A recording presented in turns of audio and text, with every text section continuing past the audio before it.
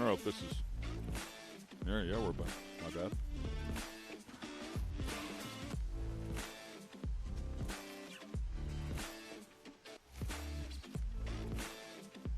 And welcome back, ladies and gentlemen, to the 2023 RC Racing at Visions Off-Road, brought to you by A-Main Hobbies and HPI Racing. We are back, and yes, the track is looking pretty good. Not completely dry, 100%, but pretty much dry. A couple of little wet spots in there across the way, but they've already had an E-car out there, and everything looked pretty good. The car came back pretty clean, so we are ready to rip, and that was some 30 minutes ago. Hello, I'm Ken Stout, and sitting alongside is Mike Garrison, Scotty Ernst down there in the pits, chatting with some people as well to find out what's going to happen here. If you're just joining us, we have been on a fairly lengthy rain delay. Unfortunately, got rained on, and then it started to dry out, and we were really close to going racing, and then, of course, it rained again. But the sun is now out. It is hot. It is also humid, so conditions have changed drastically. Yes, this is the 2023 Visions RC at Visions Off-Road. Plenty of our sponsors as well. We want to thank them, A-Main Hobbies, HPI Racing, Tecan, VP Fuels, Team Associated, and Lifetime. So back here ready to go. We've got a lot of racing to do, and we're going to try to jam it into 2.5 hours. We think we can get it all done, but we are going to rip here, line them up, and turn them loose. And with more on what we're going to see here today, let's get it down to Scotty. Scotty, what's the theme, man? What's everybody thinking down there? All right, thank you very much, guys. We're here at Trackside, getting ready to roll again. The cars are starting to roll out of the pit line, and these guys are ready to go at it. Mother Nature, she's always the boss. Caused a little bit of rain, got the track pretty wet, but Joey and Aaron from the Dirt Crew did their magic, got it ready to run. About the last 20, 25 minutes, we've had sunshine, so they're locked and loaded, ready to go for our first raid here of Invite. Back to you, Ken and Mike. Thanks a lot, Scotty. Appreciate that. Yes, some cars already out here on the track. The clock is already counting there in terms of the warm-up session. 15 laps in distance. We already had them out here on the track, and the rain came out. Immediately, everybody jumped off of the track. Mike, you touched on it real briefly. The electronics in these cars are exposed, so the last thing they wanted to do is get these cars wet. So everybody got them off there, and they've had plenty of time to prep them. Maybe make a couple of changes. I chatted with Dakota Fend a little bit. He thought primarily tire might open some things up there just a little bit, but other than that, he felt like everything else would be pretty much the same. Yeah, it looks like the track conditions have changed a little bit, but not near as much as I thought they were going to when we first saw the rain move in. I think, like you say, Joey and Aaron and the Dirt Track crew did a fantastic job. You can see, though, those outside lines out there where the kind of fluff is and all that, that is pretty wet, especially right here. We're looking at Mayfield as he takes that inside right there. If you head a little bit wide there, that's pretty sticky, and that traction is going to be real easy to get out there and flip a car upside down. So it'll be interesting to see how that plays a part in this one. There, you see Mayfield. That's that area of the track. You've talked about it a couple times. I brought it up to the guys down there as well. I also brought up is that something you would adjust the dampers for, knowing you're landing so hard, the rebound is bouncing the car back up in the air. You have to immediately make that right-hand turn. But pretty much the consensus is, as we anticipated, was if we adjust for that, it'll hurt us everywhere else. So it's just something that they're going to have to learn how to deal with, and hopefully better than anybody else. It might also open up a passing opportunity, and we're talking about that section right there. Yeah, it's definitely going to be, I think, a make-or-break section here for all of our classes. We've already seen some of the drivers in the open and sportsman classes struggle with it, and even in our invite class as well. As you can see, their warm-up clock is winding down. These drivers getting ready to line up on the front straight. This order lineup here is simply by pill draw. It is at random. And whoever wins this invite race today will start our invite main tomorrow in the number 1 spot. Yeah, so and let's touch on this real briefly because it might be a bit different than they typically format these things, but they did a pill draw. The pill draw will determine the starting spot for all 3 of the Invite Nitro Buggy heats that will happen here today, and then depending on how they finish in each one of those heats will determine their starting position for the A-Mains tomorrow. That's right. So we got some big money on the line, of course, this weekend here at Visions RC. However, no money up for grabs here in these heat races. This is just for starting positions tomorrow. Tomorrow's main event races, that's where all the money comes into play for these invite guys. But now our open guys that we saw earlier, like Camden Lime, As they qualify, if they're a top qualifier out of the rounds of qualifying today, they do get that $1,000 check, and they're going to the invite class. So money's still up for grabs in the open class today. Yeah, for sure. And to elaborate once again on this pill draw, the reason they do it the way they do it is they want to make sure everybody has a fair chance at winning their heat race, meaning everybody will start at the front of one of the 3 heat races at some point in time. They'll all start in the middle, and they'll all start in the back at one point in time. So they've made it as fair as absolutely possible so everybody has a shot at the big money in the A mains tomorrow. Okay, as you can see, we're about ready to go here. They're going to do the drop, and it is showtime. Here we go. Invite Nitro Buggy Heat Race number 1. The best in the world are going at it. Well, it's starting out front. It's going to be Ty Tessman. Of course, Ty Tessman, former IFMAR world champion. He is definitely a force to be reckoned with here this weekend. Of course, one of the world's best. He's got Spencer Rivkin right there behind him, and Ryan Mayfield in that number 3 spot. We look back at last year. We remember Rivkin and Tessman had a little bit of a scuffle last year on the racetrack. Yeah, a couple of guys actually, and doing exactly what we thought this track might do. You can see everybody lined up nose to tail. I did chat with a couple of the guys. They said passing's going to be a bit difficult because everybody can run within a couple of tenths of each other. So we'll see how things shake down here. As you mentioned before, Ty Tessman, so solid here. The former world champ's been racing for some 18 years. 2023 MAO-sponsored Dirt Nitro Challenge champion as well. So great to have him out here, and he is leading the pack around. Everybody knows the tail right now. A couple of bumps there in the middle of this track. We'll see how they upset the cars and if they create some opportunities. Yeah, Spencer Rivkin running that number 2 spot. No surprise there. Dakota Finn starting in the back of the pack. He set some of the fastest laps we saw in that practice session earlier this morning. However, he's got a lot of work cut out for him here on this one. And this track is going to be tough to make up time. So for Dakota, even with the faster lap times, he's got a lot of work ahead of him starting in the back like that. Ryan Mayfield is there in 3rd place as we watch them all clear that big jump.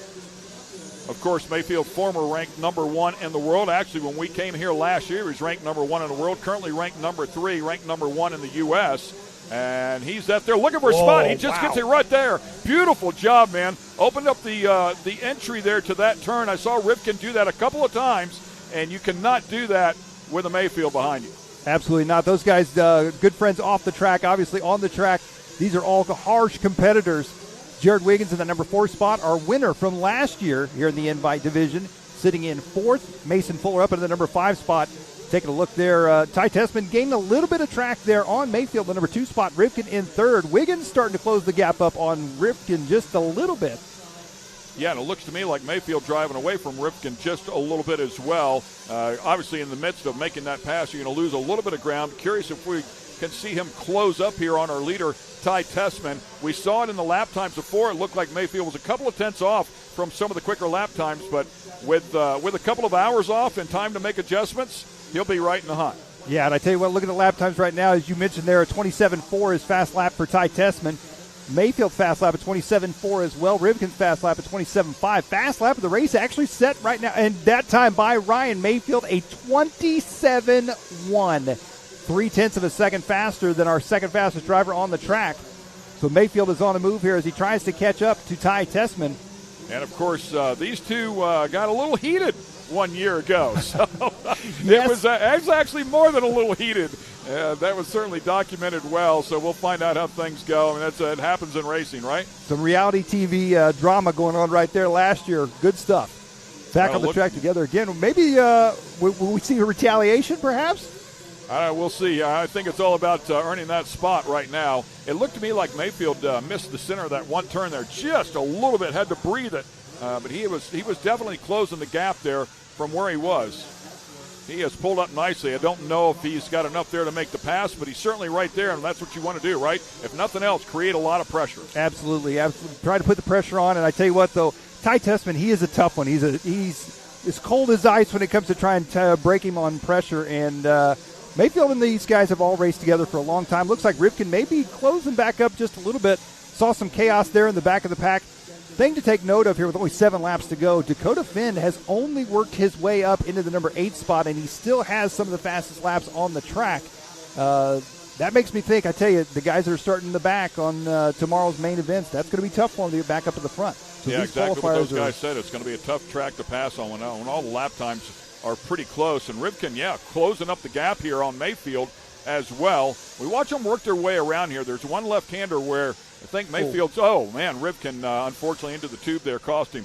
But Mayfield is entering a little bit tight, a little bit early, if you will, and Testament is right there. So right there he opened it up. So Mayfield opened up that line just a little bit and carried more speed through there. But Testament had been beating him through there every single lap, and now Mayfield's figuring that out as well. I'd be curious to see their tire choice as well for the next round for these guys, because just between the time the race this race started and now, the track has changed tremendously. We're already getting some dust on top. You can see it's starting to get a little bit more slick. The traction's starting to go away just a bit in the main line. So I'm curious whether they change compounds heading into round 2 or not. These two guys seem to have it figured out the best, though, as they start stretching out on the rest of the field. 4 laps left to go here for Ty Testament. Yeah, Testament has that one corner, man. He runs it so well. And he really gets off the bottom of the turn well and then drives it out. A couple more here to go, and we'll see if he can pull it out one more time. And then Mayfield spends the rest of the lap catching him. So right in here, he just drives away from him every single time, carries good speed to that left-hander, and then Mayfield spends the rest of the lap catching back up. Yeah, 3 laps left to go. New fast lap on the track. It's a 27 flat by the legendary Jared Tebow, driving the Miyako car on his retirement tour here. This is his final year in full-time. Oh, did you see Mayfield right there? Man. He was thinking about it. He is right there twice. So the pressure now starting to work, I think. Yeah, Mayfield gave him a little lunge there in the corner and let him know, I'm here. I'm waiting for you to leave the door open, make the slightest mistake with 2 laps to go. Mayfield is he's not afraid to get aggressive if he needs to. He's going to try and set him up as he comes back into the center section here. He was ready for an outside in on both of those turns right there, but Testament kept it tight. Here it comes right here. Oh, not quite close enough. Yeah, right there. Great battle there. Ooh. Oh, man, that was close. And that's how close the passes are going to have to be, man. You're going to have to stuff it underneath somebody to get it done. Well, this is going to be their last lap right here. Mayfield's going all or nothing. Here they come off the drop-off. Keep an eye on him right here. They collide. He was right behind him, had nowhere to go. So Testament's small mistake also gathered up Mayfield, and that'll probably wrap things up here for this final lap. That mistake actually worked in favor, I think, for Ty. I think he's probably better off making that mistake. I don't want to speak too soon here. One more like that, and Mayfield will make him pay, but looks like he might be able to hang on here. Still ripping.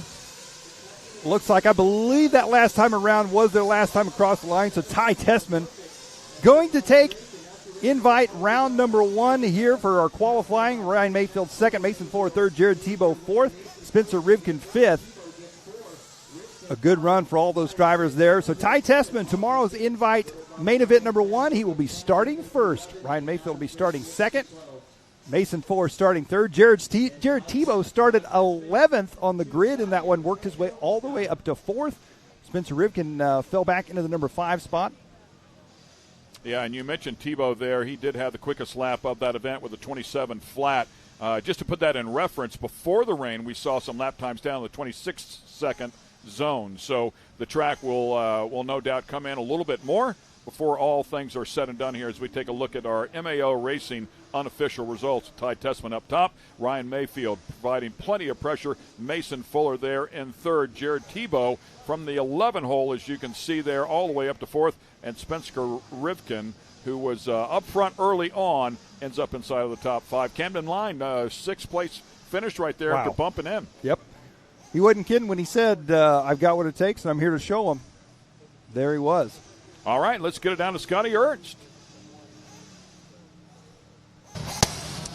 Thank you, guys. We're here with Ty Testament coming off his first win of the weekend. That was just that was a hot sprint. Yeah, for sure. You're going as fast as you can for the whole time, and I mean, if you make a mistake, you really can't make up any time. Mayfield made up a little bit of time on me. I blew a couple corners, but I was just trying to make sure I don't make a mistake in the front. That's the worst thing you can do is throw away a lead, so I just tried to maintain it. But yeah, it's going to be a full-on sprint every time. I don't think you're going to be able to pass unless you really get aggressive, which could be interesting later in the weekend. Absolutely. Now with the rain delay and everything we had, how much different is the track from earlier this morning till this afternoon? It's gotten a little bit tackier, actually. The front straightaway is a little bit rougher. My car handled it good the whole time. Towards the end, it seemed like I lost a little bit of grip, but I think everybody kind of did once it dried out. So maybe see if we can make some adjustments to the car to band-aid that. But yeah, my car's been working great the whole weekend. Just happy to get a win under my belt and get a good starting spot for tomorrow. All right, best of luck to you. Good job. Thank you. I just want to thank all my sponsors for all the great support over the years, my family for always sticking behind me, and most importantly, my Lord and Savior, Jesus Christ. All right, thank you, champ. Thanks. All right, there's Ty Testament. He's been around the block a long time. Getting a draw. It was a pill draw, basically. He got the number 1 starting spot, and he took full advantage of it, taking the win. That's going to put him on pole for final number 1 tomorrow. Back to the studio, Ken and Mike. Thanks a lot, Scotty. That's exactly right. And that heat race there was for starting positions in A main number 1 tomorrow. And if you can win the A main, it's $1,500 hit. If you can win the overall, it's $5,000 hit. If you can clean sweep, it's a much bigger hit. Yes, I tell you what, these guys have an opportunity to take a whole lot of money home here from this weekend, and now we're getting ready to head into our race number 1.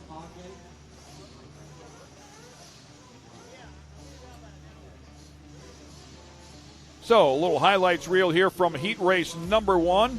It was a great pass there that we saw Mayfield make on Rivkin, and then slowly worked his way back up to Ty Tessman, creating a lot of pressure. Could have stuffed him right there and checked up just a little bit. Tessman with a small mistake, but it collected Mayfield as well. Worked out for Tessman and ended up winning that one. So he'll start on the pole, as Scotty just mentioned a moment ago, on A main number 1 tomorrow. Great stuff. Plenty more racing yet to come here from MAO. Thanks for joining us. We're going to take a quick break. We'll be right back on the other side here at the 2023 RC Racing at Visions Off-Road. AMSOIL runs on freedom and has since 1972. The rest of the market has been trying to follow our lead ever since. But a head start is a head start. Run with us.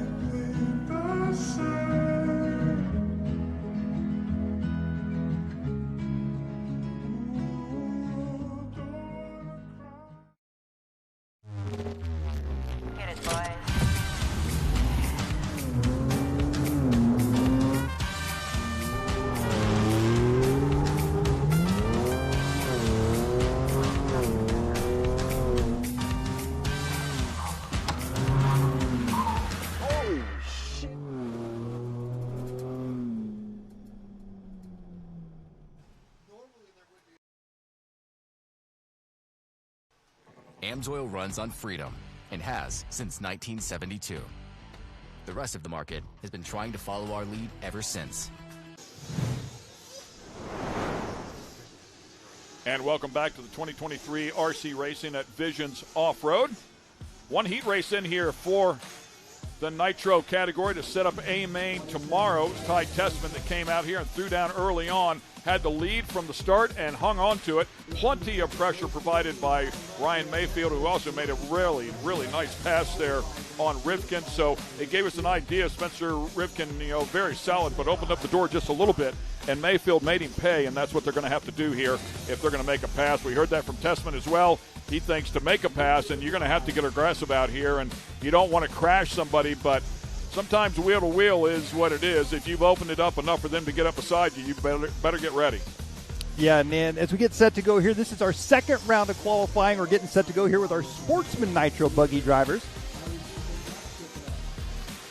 These drivers run a more traditional race format here for these guys. Dylan Bontrager, Michael Forrest, Francis Sosing, Bruce Burnham, Nicholas Logan, Garrett Parker, Blake Remington. It looks like these drivers all getting on the clock. And this time around, round 2 of qualifying, race number 1. We've got 2 more, or this round and 1 more to go. We got 3 total rounds of qualifying. So we'll see our invite drivers again 2 more times here today in the Nitro class. We'll also see a lot of those drivers up again in our open E-Buggy class. A lot of the invite Nitro drivers running the open class. And of course, after this, we'll see our open Nitro buggy class where those drivers will try to set the fastest qualifying time for the round. And those who do will move on to the invite class. So good stuff, all about seat time, right? I mean, you want to get as much as you can. Even the pros understand that, and they'll take advantage anywhere they can. If you could guarantee yourself in a perfect world that you could enter the open class, run to the final round, and then move up to invite and get yourself as much track time as possible, that might be the way to go, but I don't know you want to take that risk. The one caveat to that, if I'm thinking about this correctly, is if you're the last bump in, you don't get a chance at any of the heat races. Consequently, you would start at the very back. Ooh, that's true. I didn't think about that. You are correct, yeah. So if you bump in, as we saw Camden Lyon, he got in that first heat race, so he'll have a 6th place starting spot in that first A. So, yeah, you want to. That's the advantage of trying to bump in as soon as possible. But in terms of track time, yes, it's another way to look at it. Well, we're off and running here in this one. 2 minutes, 10 seconds down, 3 minutes 50 to go. Michael Forrest going to be out for, nope, take that back. Dylan Bontrager taking over the lead that time by with a 12 at a 6:03. That's 12 laps in 6 minutes, 3 seconds here in their qualified session for our Sportsman Nitro buggy class.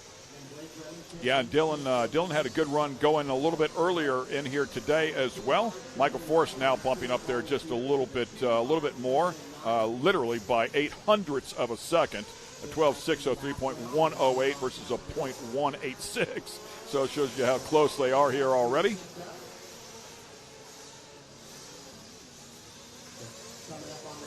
So, yep, no worries. And Scotty's going to work in here and check out his mic. We've been battling a little glitch in that. Audio check, 1, 2, 3. And clearly still there, so electronics, they're always throwing curveballs out here. It's just the nature of the beast, it seems like. Well, Dylan working his way around here. Our race leader in the green and pink dropping down there. Going to be coming up on some traffic here. Dylan right now has got the fastest lap on the track, a 28.7. About a 2-second difference from our Sportsman division per lap in our invite division, running in the 26s. These guys running about the 28s. Yeah, and to put it in perspective, the Sportsmans would probably beat, 95% of the rest of the world. Like, if you had to go, I don't know about you, you're probably in the game, but if I had to go out there, they would destroy me. I wouldn't be even close. So we're certainly not knocking these guys, but this is where the next level, if you will, before you get to that open category, and then up to, the ranked drivers.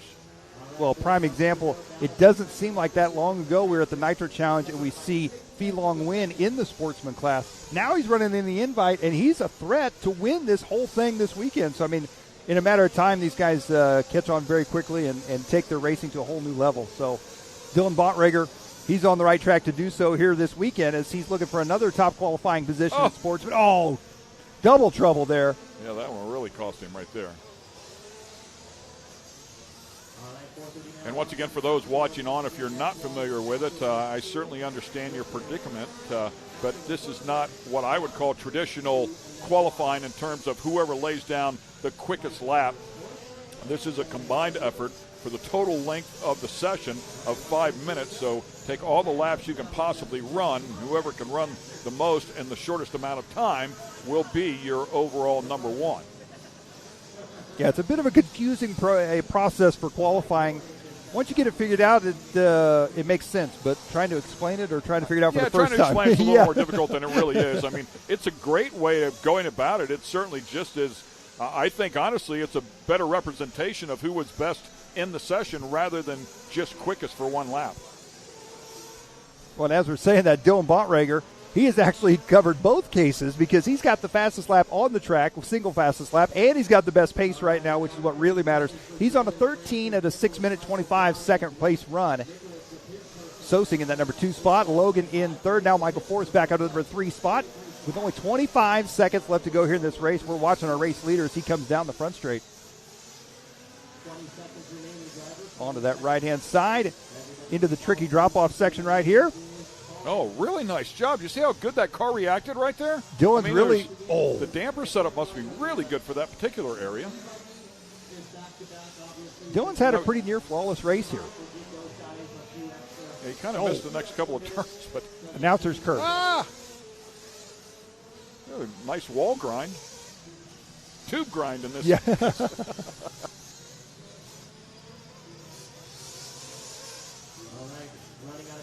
A little wide, got up there in the fluff, put it on the bike, then stuffed it into the next jump. I mean, when it goes wrong, it dominoes, and then you can do that.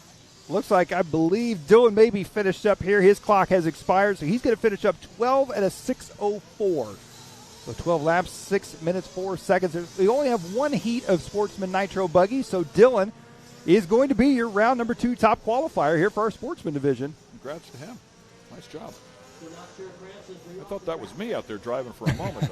That one that was flipping across the infield. There you see the drivers all coming into pit lane. I'm interested to see what the tire choice is going to be here as the track starts to dry out, get a little dust on it once again. Our qualifying results there: Dylan Bontrager first, Michael Forrest second, John Cayley is third, Francis Sosing fourth, Nicholas Logan rounding out your top 5, followed by Remington, Burnham, Parker, Robinson, and Womack. Congrats to those drivers. Yeah, kind of curious to see where they will go here as well. And once again, saw Dakota down there prepping tires. That's what he was doing. Looks like the big track is starting to dry up as well. Saw some of the Class 11 cars out there when the track was wet. If you're not familiar with those, they are bone stock VW Bugs, and one of them was doing his best to get up to the top of that turn. It wasn't working out so well, but so it goes.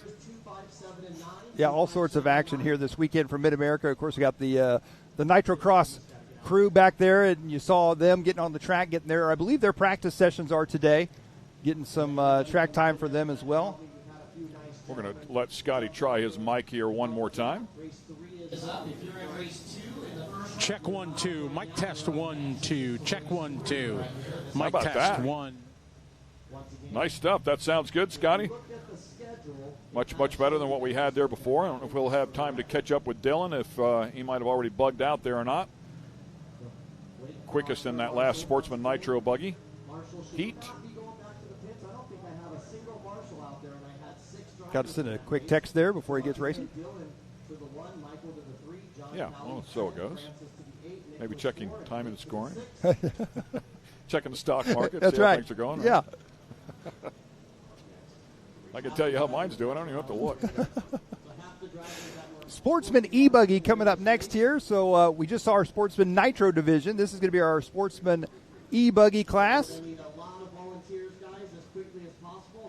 And really what you're looking at there is some of the Travis Pastrana Nitro cars, the Nitro rally cars that will be out here competing tomorrow. This is a practice day for them, a couple of different divisions, but some 1,000 horsepower electric cars will be out there getting it done, putting on a great show here tomorrow. We'll also be out here tomorrow, obviously, with our RC event, the 3 A mains, along with the open category and sportsman categories as well. So we'll be battling for all the big money. Don't know if I mentioned that since we've come back here after the rain delay, but $30,000 up for grabs. We talked about the winner getting $5,000. If you can clean sweep it, it's $1,500 a race for each one of those A mains. That would add to it. There's also a bonus. I believe it's either $5,000 or $5,500. So at the end of the day, if somebody has a brilliantly good day, better part of $15,000 in your pocket, that's a pretty good day for RC racing for sure. And a nice payout throughout the other positions as well, to hand some money out to the rest of this field. So super cool to come out here and watch them throw down for the big money. Absolutely. And as we were just talking about, ironically, the cars that were headed out there on the course, the rally cars, those are the E-cars. So the electric rally cars, we saw the Vermont Sports Car Team, their driver, Connor Martell, taking the track. And as they send out their E-cars, we get set to send out our E-cars. Our electric buggies are getting set to take the track for Sportsman E-Buggy. They were giving us a nice shot of that Barbie Jeep downhill as well. You're going to enter that, right? No, not sober. I don't know. You might not even be allowed to enter it. I was going to say, Brittany here in our studio just told us it's $1,200 to win. Oh. Does this count as a Barbie Jeep? That's great, Mike. If you're not familiar with Mike, he has a great sense of humor. He's in a wheelchair, unfortunately, but he just pointed at the wheelchair and says, does this count as a Barbie Jeep? So that's good stuff, I'm going down the hill. I'm glad you can laugh at it anyways, right? Nothing else, laugh. So good stuff here. We're going to take a quick break. We'll be right back. Stay with us.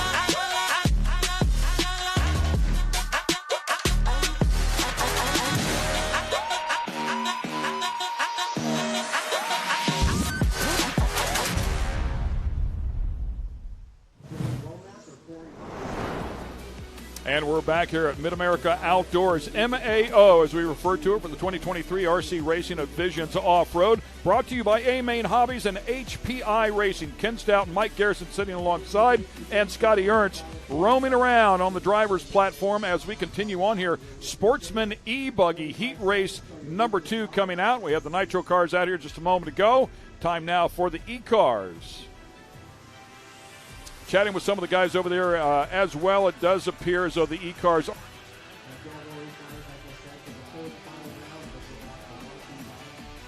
think we lost Mike there for just a moment, but checked in with some of the guys. The E-cars are just a little bit heavier than the Nitro cars, but pretty much the same application to the setup applies. It's not significant enough. As we wind down our warm-up section here, 10 seconds left to go, and then we will start the 5-minute clock. Q2. Good shot there under pit lane there. Everybody's trying to stay in the shade. As we are off and underway here for Sportsman E-Buggy. Race number 3. Let these drivers get a couple laps in here. We'll see where they shake themselves out to be. Dylan Bontrager in that last one for Nitro Buggy. He is back up in the E-Buggy, so he's running back-to-back. And we're looking at Dylan right now. Can Dylan go back-to-back TQ? We are about to find out here. Here he comes down the front stretch onto the right-hand side. Dylan, oh, that was close. Just about catching the corner marshal there in the back of the leg. Oh, nice inside move there to stay out of the wreck and then tag the tube, unfortunately. So Dylan running back-to-back. He hangs the Nitro car up, heads right back up with the electric car. And it looks like we'll see where he's at when he comes around here this time by. Michael Forrest going to be out front early on here with an early 29.4. Nicholas Logan. There's Dylan up in the number 3 spot. Dylan looking for a double TQ here in round 2. We'll see if we can do it in the electric class. Ken, you can see the dust on the track really starting to pick up. And these guys losing traction heading into the corners. As I mentioned to you when I came back in, I mean, the sun full out right now. I mean, it is hammering hard, so it's going to dry up very quickly. It's going to change very quickly. Much like big car racing, the anticipation of what the track is going to do is what the really good guys are able to do, so they can anticipate what setup they need in that car to be fast towards the end.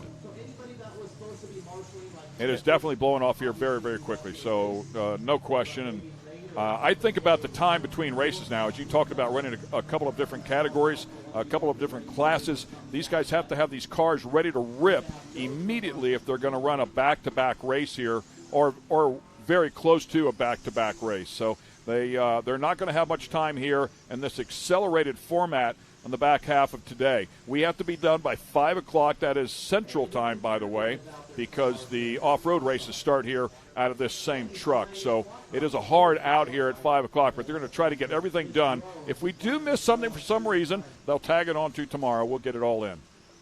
Yeah, and I'd be curious to know, watching Dylan Bontrager right now, he is out front leading the way. He was in that last race with his Nitro car. Now he had to flip over to the E-Buggy. There's a very short window there. I'd be curious to know if in between that time, did he change tires on his E-Buggy? Did he pick up anything from the Nitro car that he wanted to change on the E-Buggy before he got out there in this one?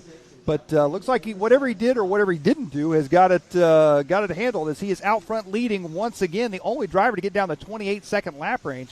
28.6 for Dylan right now. He's on an 11-lap run at a 5-minute, 23-second pace. Oh. Up and over in that car, in that particular case, just did not fly necessarily properly. Typically, you see him fly nice and level, but that one was nose high. That step down that we keep talking about. Only a minute 45 left to go here in this one for these drivers. It's Bontrager, Logan, Forrest, Callies, and Sosing, your top 5. Johnson, Crane, Bell, Parker, Burnham, Womack, and Robeson. Oh, trouble there. I thought that was your race leader. That was not. Yeah, that corner is really rutted up there a bit and getting rougher by the minute, it seems to be, so something they'll have to pay attention to. I've seen that happen a couple times. It just seemed to me like they were a lane wider. He was pretty much in the race groove and kind of bit him. I've noticed a few spots on the track. Really, the only damage that looks like that the rain really did is maybe where the track crew had to step out on the track and basically left footprints and oh, interesting. Yes. Pulled dirt up, and may have been a small hole at first, but once the cars start hitting it and stuff, it starts chunking out, and that's the only major difference that I'm really noticing from the rainstorm earlier today. When they talked about sweeping the track, and that's what they did, they broomed out some of those puddles. I almost wondered if the broom would kind of groom the track to some degree, maybe smooth out some of those ruts, but certainly did not think about the footprints where they were squishing down in there. You'll start in the middle and work your way backwards, right? So Bontrager right now, he is out on a good pace here in this one. As you mentioned, coming off the drop-off, he's got a fantastic line is set up on point there, as he is out front right now by 7 seconds over Nicholas Logan in second. John Callie's in number 3 spot. Bontrager, fast lap of the race at 28.6. Only driver on 11-lap run here in this one as well. Yeah, it's starting to show some real consistency, of course, as you talked about before, with near back-to-back sessions here. He can dial this thing in just a little bit, but really watching his line, I mean, he's very consistent. There's a couple of areas where I see the pros that stay hard on the throttle, and it seems like he breathes it just a little bit. Nice rotation right here, but coming through there, right there, he breathes it just a little bit. That might have been where he got up on the bike there before as well, but the pros are coming through that left-hander on the pipe. As he makes his way back around, looks like time has expired. This is going to be his final time around. Nicholas Logan going to be taking second. John Caley's taking third. Dylan on his victory lap right now. He's going to be the only driver to get 11 laps. So double TQ, top qualifier in our Sportsman Nitro division and top qualifier in our Sportsman E-Buggy division. Back-to-back for him right here in round number 2. Fantastic round there for Dylan Bontrager. That is awesome. Look at pit road there once again. Sosing will finish in 5, Brian Johnson 6, Jeff Crane in 7. I need those 7 drivers Qualifying results here, courtesy of MAO Racing, with Dylan Bontrager up there, up top. Nicholas Logan, John Callies, Michael Forrest, and Francis Sosine, all there inside of the top 5. Dylan doing a great job, as you talked about, qualifying number 1 in both Sportsman divisions. So really good effort there. I noticed Francis, he's keeping busy this weekend as well, not only on the racetrack, but he's walking around with a camera taking some pretty cool pictures he's been posting on Facebook of some of these guys as well. So. Oh, I missed that one earlier. That was a great replay. Not great for those two guys, but it was great, very entertaining great to watch. That looked like me driving that one over there. So good stuff out here. Talented RC racers for sure, even in our Sportsman division. And, of course, it's only going to get better and faster from there. A lot of great racing yet to come here at our 2023 RC Racing at Visions Off-Road.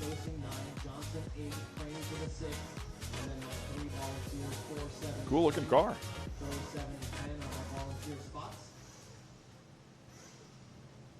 Spoke with Dakota a little bit about the rear wing. I was looking at his rear wing on his car, and he actually has that rear plate, that rear sill, if you will. He actually has some holes drilled in his. I want to say 6, a couple of big ones on either side, a small one in the middle. And it's an option that he can plug that hole if he decides he wants to plug the hole, or he can leave them open. Of course, it's going to have less drag down the straightaway at speed. Said it really affects the car in terms of how it flies. Makes a big difference. There's 4 sill plates. There's 2 in the center. There's 2, obviously, the outside sill plates as well, which will help it turn a little bit. So the wings are definitely a part of the game. Well, it looks like we are traveling in the reverse direction. We jumped to race number 3. Now we're going back to race number 2. So Dylan, we've got one more heat of Sportsman E-Buggy. So Dylan was the winner of that heat in the current top qualifier. However, we got one more heat, it looks like, to go. See if anybody can, out of this one, can be any faster than Dylan to set the overall top qualifying time. Gotcha. So in the Sportsman Nitro, we just had the 1 heat race. And the Sportsman E, we have enough cars for 2 heat races. Yep. I'm easily confused, so I just want to confirm. Well, it was a little confusing there because we actually went from race 1 to race 3 back to race 2. Yeah, they're testing me. Yeah, I'm not sure. That's why they put you beside me. Yeah, I'm not sure why we did that, but, we'll go with it. So we're back to race 2 now, and then I believe after this we'll jump to race 4. So, and based on that theory, we'll eventually get back to race 1. That's right. So the warm-up session has started here. We are under 2 minutes. And, of course, we'll have a 5-minute qualifying session here for this heat. Give them a chance to work the rust off, get back out here and get going.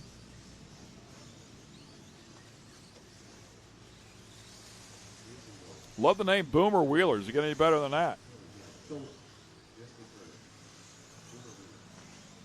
These guys getting checked in here. Ian Morey, Jason Morey, the father-son combo.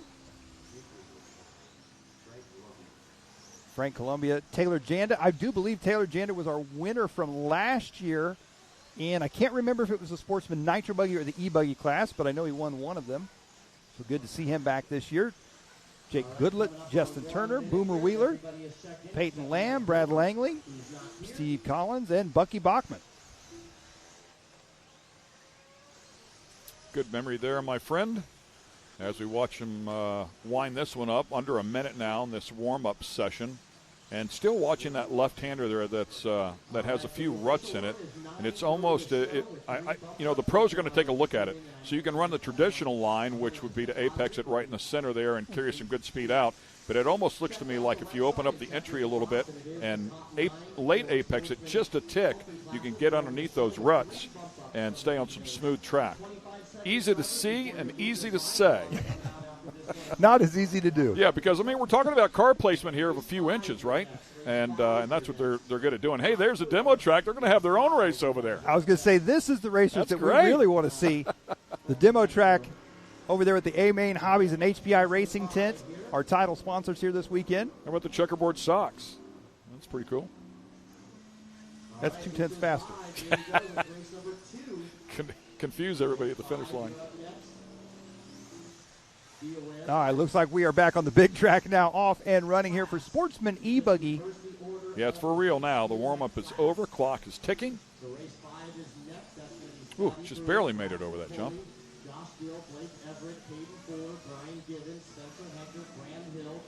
Nice pass there. Outside in, and now some clean track, and unfortunately tags the tube and ends up inverted. There's that left-hander I was talking about. You can see how rough it is on the outside. If you can go out and rotate the car a little bit early and chop right down on the bottom of the tube, it'll kind of lengthen that straightaway and carry some good speed. Something the pros will be looking at for sure. These guys are just trying to get around and stay out of trouble. Well, and Boomer Wheeler, he's wheeling it right now out front, 10 at a 5:02. Not quite as fast as Dylan Bontrager's earlier top qualifying time, but he is out front. Peyton Lamb in that number 2 spot. Brad Langley in the number 3 spot. Now Peyton up into the number 1 spot.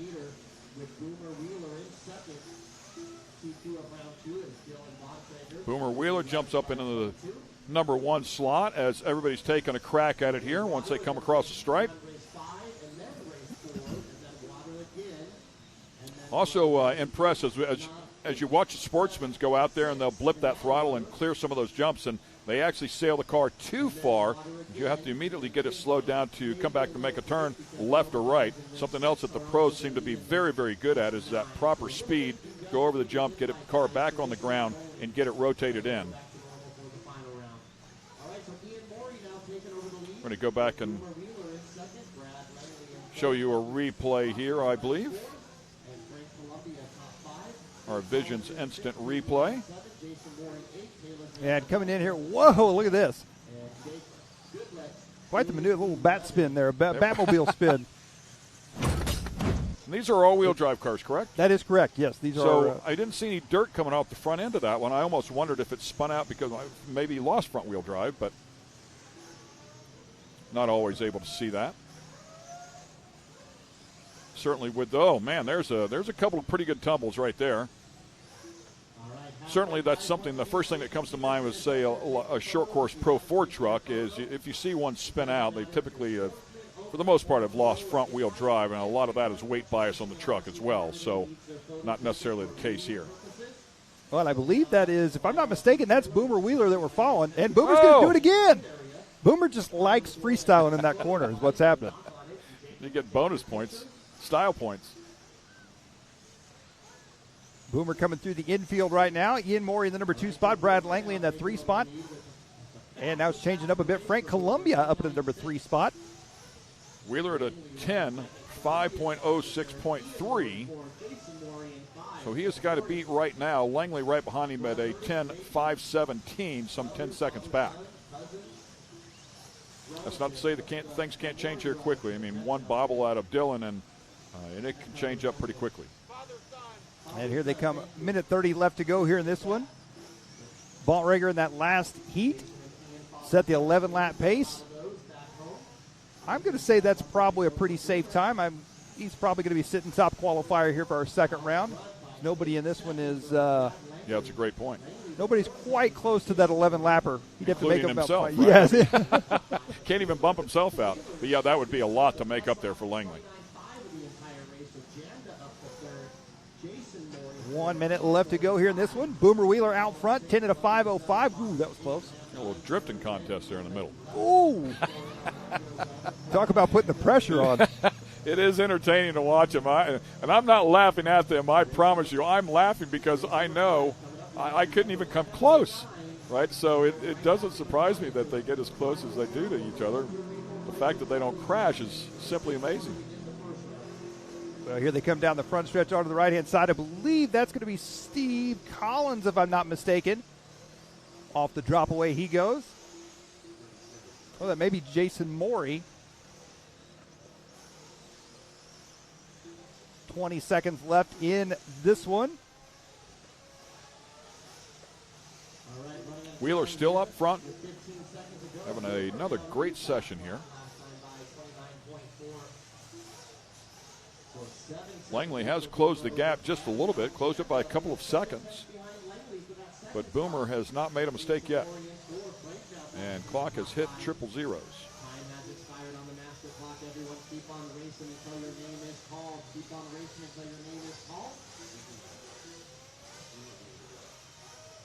As he crossed the line, he is going to finish up there with a 10 at a 5.07 for Boomer. So it looks like Dylan Bontrager is going to hold on to that top qualifying spot at 11 at a 5:22 overall for the round. Brad Langley coming around here, along with Taylor Janda and Jason Morey. Did what he had to do to secure it either way it goes, right? One way or the other, he was going to try to hang up in there. Boomer Wheeler bringing the heat, just not quite enough. And some smoke out of those cars would indicate some Nitro action coming up next as we take a look at our MAO Racing qualifying results. Yeah, it looks like Boomer Wheeler going to take that one. Brad Langley second, Taylor Janda third, Jason Morey fourth, Frank Columbia fifth, Bachman, Collins, Lamb, Turner, and Goodlett rounding out your top 10 there from that one. Ian Morey rounding out in the 11th spot, Matt Gilbert in the 12th spot. And it looks like coming up next is going to be our open Nitro Buggy division. These drivers are going to be fighting for that spot up into the invite class. See Caden Fuller's HB Racing Buggy on the left side there. The TLR to the right of Braxton Culley. Just past him, the Kyosho of Spencer Klein. And once again, Scotty Ernst busy down there. Had that microphone working perfectly. Scotty, who do you have? All right, thank you very much, guys. We are here at the A-Main Hobbies HPI Racing Tri-Me Track. Chance for everybody to try their hand at a little bit of RC. We're here with Troy from A-Main Hobbies. And Troy, this is your second time doing this. You're back with a vengeance and just putting on a great show. Oh, thank you so much, Scotty, and thank you for everybody coming out. This is such a great event. We love to be here. You guys brought the HPI Racing products here. You got a plethora here of rally cars and monster trucks and things like that, and a bunch of kids throughout the last couple of days been coming over here trying them. Absolutely. We're so thrilled that HPI Racing came on board with us and provided us with so many RTR kits of all types. We're on the Tri-Me track here, the A-Main Hobbies HPI Racing Tri-Me track. We're running their jump shot line, so we've got stadium trucks, monster trucks, and short course trucks that the kids are getting to run. And then we're showcasing all their different on-road cars, and they have a great line of cars, and we're happy to be partnered with them. And I see a lot of signs here, win this car. There's been kids and big kids, too, coming up, signing up to a chance to win some of these. Absolutely. Kids of all ages trying the cars, and then you get a chance to win a car. We're giving away 4 giveaway cars in the next 2 days, so 2 today and 2 tomorrow, and some great stuff. Some Savage, upgraded short course truck, one of their Vorzas, and one of their stadium trucks. So really excited. That's coming up here in about 30 minutes, the first of 2 drawings today. When I see the kids racing and driving around the Tri-Me track here, and the parents on the sidelines looking at them, what do you say to the parents when they have questions and things? Well, they are asking a lot of questions, and we've got a great team here with Chris Boyd and Mike Lee and myself, just talking to all the customers, just trying to. There's so many people that maybe they have an RC car.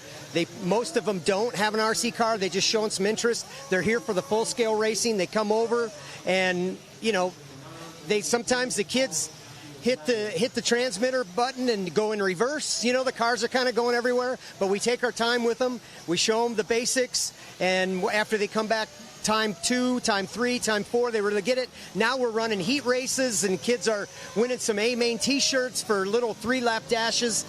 So we just spend time with them. And then, of course, we tell mom and dad where they can get all their cars at A-Main Hobbies. And we've got some great coupon codes for them here. So it's just been a lot of fun.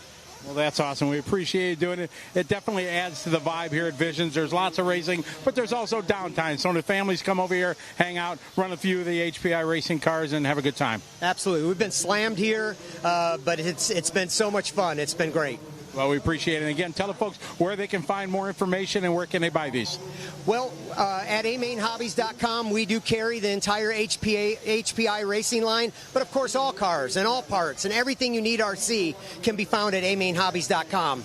But we're working with HPI this weekend, so you can check out their line right at A-Main Hobbies. Awesome. Well, we thank you again for your time and giving something back to the youth here. Thank you very much, Scotty. Thanks for coming out. My pleasure. Thank you. So there you go. From the Tri-Me track here, racing some HPI vehicles, having some fun about all the things that A-Main Hobbies has to offer. Visions is a different kind of event. It's a unique vibe. Full-scale racing, RC racing. You can find it all here at Visions. Hope you put it on your calendar to join us sometime here in the future.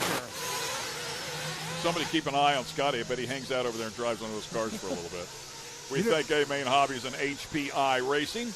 Appreciate all of their support, and very cool for them to come out of here with that display and share some information about this sport that we love dearly. And here we go, warm-up laps here for this 6-minute session that is coming up, the Open Nitro Buggy Heat Race number 2. We believe there's enough cars out here to have a couple of heat races, so the overall winner here will have an opportunity to bump up, much like Camden Line did a little bit earlier today. Well, a little known fact for a lot of people about Scotty Ernst. Not only is Scotty known for his announcing and his events and stuff that he puts on within the RC industry over the years around the world, Scotty is a pretty dang good racer as well, and he's got some accomplishments to his name, especially in the on-road world. Does a lot of on-road racing, does a lot of short course racing, so I wouldn't be surprised if Scotty hung out over there for a few minutes. Handed out a few lessons. Yeah, that's right. That's right. Good for him, man. That's great. I love it. These guys warming up, as Ken said, taking the laps here. Open Nitro Buggy, 2 heats here of Open Nitro Buggy. The fastest qualifier out of those 2 heats will be going on to the invitational class. So these drivers are fighting for their spot. Come back in and top off the tanks here and get ready for the 6-minute session. Brewer, Cully, Dill, Everett, Fuller, Gibbons, Heckert, Hill, Vigil, Klein, Mechanic, Martin, and Parker all ready to do battle here in this 6-minute Q2. Yeah, and I got a feeling Heckert's going to be one you're going to keep an eye on here in this one. Ethan Mechanic was up front. Braxton Coley, Caden Fuller, of course. This is going to be a good one here for these drivers. Our first heat of Open Nitro Buggy as we are off and underway. See those things, man, when they hit the throttle, they absolutely launch. 0.21 cubic inches make somewhere in the neighborhood of 2.8 to 3 horsepower. 32 grams or about 7 pounds. Somewhere in the neighborhood of 40 miles per hour as they run out here and really carry some speed. Those engines turning some 44,000 RPM. That is buzzing up. One lap into it here. We're looking at Caden Fuller. Fuller going to be out front early on at 27.7 right out of the gate for him, lap number 1. Spencer Klein, the Kyosho driver, in that number 2 spot. Braxton Coley in the 3 spot. Jacob Vigil and Garrett Martin rounding out your top 5. And we talked about how good that track was this morning. We had overcast, track was tacky, had some good grip, and we saw 26-second lap times. Now with the sun out, the dust coming up here just a little bit, clearly has dried up a bit, but the speed not necessarily in this track, but everybody's racing on the same surface, so go out there and make hay, man. Yeah, you're right. I definitely think, and they're doing a little less maintenance in between each race and each round, I think, trying to get these races clicked off in time before our shutdown time here today. So I think we're going to see the lap times probably drop off a bit. The track may come around a bit on the main line, but if you step out of that main line, the dust and the loose dirt is definitely going to slow you down. Caden Fuller, the only one in the 14-lap zone, 14 in a 6:26, and then Spencer Heckett back behind him at 13, 6 flat. So Fuller putting together a great session here so far. Yeah, Fuller right now, we saw him. He had an impressive run up there with Camden Lime in round 1, as well as Brandon Rose. We'll see Brandon Rose coming up in the next race. Right now, Caden Fuller trying to put the fastest lap down that he can, fastest pace down, I should say, for the entire race that he can. Oh, Caden and his brother Mason had a great battle 1 year ago. Mason making it up into the show. Mason, one of the invites here this year. Mason, one of those drivers that off the track he's a bit quiet, but on the track he's making some noise here this year. Really moving up and running with some of the big dogs at not just this event this weekend, but previous events as well. Got a respectful finish there at 8th overall 1 year ago, so right in mid-pack with the big dogs. Very respectful effort for sure. Caden Fuller there, as you can see the pace up there at the top, that 14:6:25. And the clock ticking down here as well. We keep an eye on it, about 3 minutes left to go. Fuller going to be working his way into a little bit of traffic here. We'll see if they can work it out. Going to try to cut back to the inside. As we talked about earlier, too, this track, tenths of a second can actually make a difference on this racetrack, and it's hard to make that back up. So when these guys have to slow down just a little bit to wait on traffic to get out of the way or find a good line around them, it can really be a detriment to your overall pace. Seen some great passes being made here as well. If you run one lane high and somebody has a good run, good control over that car, they're going to drive right down underneath you. They'll make you pay. Oh. Yeah, somebody up and over the tube. Kept it on all fours. Well, there's Spencer Heckert in that number 2 spot in the red, white, and blue. On the right-hand side of the track, he's coming up on some traffic here. Ooh. Outside in. Good move job. from Spencer. Yeah, great job. Yeah, and as you talked about before, wow, look at these guys, man. I mean, they are ripping. Beautiful stuff. This track's starting to blow off. It's changing every single lap, getting a little rougher as it goes, but everybody dealing with the same situation. That's that line that I was talking about right there that Fuller just used. Went outside, opened up the entry of that left-hander, rotated the car, and shot right across the very bottom and able to stay on the throttle all the way through there. Yeah, it definitely seems to be working for him as he's out to a 3.5-second lead right now. He's on a 14-lap run at a 6-minute, 26-second pace. Spencer Heckert on a 13.604, 4 seconds off that 14-lap run.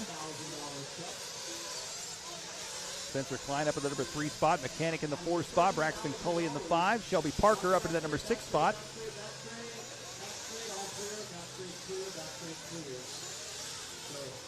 Yeah, good stuff. And keep in mind, it's not going to be the winner of this heat. It's not necessarily the one that's going to bump in. We have enough cars here to have another heat here for Q2. So if you remember, in round number 1, Camden Lime was in that first heat race, and he set the time, and then he had to wait the forever long 6 minutes of the next one. What feels like a lifetime. Yes. And then they wrote him a nice check for $1,000. Just power slide that thing up in there. That was nice. You know, a lot of momentum up in there. Car slid right into the preferred line, back in the throttle. Rotating pretty nicely there in the tight stuff. Again, hugs the inside of that left-hander. It's gnarly on the outside. Step down is so violent. So many people having trouble with that. Car looked pretty calm sitting down through there. Nice setup there for the right-hander. Again, chop it off. See it right down towards the bottom. Maybe a tick high right there, but really, really nice job, man. Well, time is going to expire here. Caden Fuller, I should say, he's going to go one more lap. This should be his final lap right here. He is going to get the 14-lap run, so set a pretty strong qualifying time with only one heat left of open Nitro Buggy to go. Yeah, so he's going to have to wait that 6 minutes now as well, but with the only one in the 14-lap zone, he's got to feel at least comfortable that if somebody's going to come out there and beat him, they better have a really good session. Yep. Here he comes back around, and Caden Fuller finishing up there with a 14-lap run, 6 minutes, 26 seconds. He is currently your top qualifier with one more heat to go. Looks like Spencer Klein jumping up into the number 2 spot, so a good run there for Spencer. Yeah, and Spencer Heckett just behind him. Those two actually really close there on the 13.606.0 and a 13.608.0. So just separated by a couple of seconds there throughout that entire session as we take a look at our MAO Racing qualifying results here for this particular heat race. Yeah, Caden Fuller taking it, Spencer Klein, Spencer Heckert third, Ethan Mechanic, and Braxton Cully, TLR driver, rounding out your top 5, followed by Parker, Givens, Hill, Everett, and Martin. And once again, Scotty Ernst busy down there. This time he is with our winner, Caden Fuller. And Scotty, he's going to have to hang on as well for another 6 minutes. All right, thank you, guys. We're here with Caden Fuller after that run. Caden, that's the first step here. Now you got to hope you were faster than these guys. Take us through that run. Yeah, I was just trying to be smooth and consistent, stay fast, and hopefully my time holds up for this round. Yeah, it was pretty quick. 14, I think, in the 26. So that's pretty close to what Camden ran in the last round. How much is the track different from before the rain till after? It's not much different. Same pace, I'd say. So, yeah. All right, now you got a long wait here to see if your time holds. Good luck. Yeah, thank you. All right, there you go. All right, Mr. Fuller here doing what he needs to do to try to get that bump to the invite. We'll find out in a few minutes if his time's going to hold. Back to you, Ken and Mike. And, of course, if he can bump in, he'll get to take on his brother. And he's guaranteed if he bumps in $1,000. Right. His brother doesn't have any money in his pocket just yet. So so he's winning already. That's right. That's right. A lot more up for grabs, though, for sure. Get a little highlights reel. So we're going to take a quick break here one more time. We've got a lot of great racing action coming your way. Can't wait for it as well. Take care of our sponsors, and we'll be right back.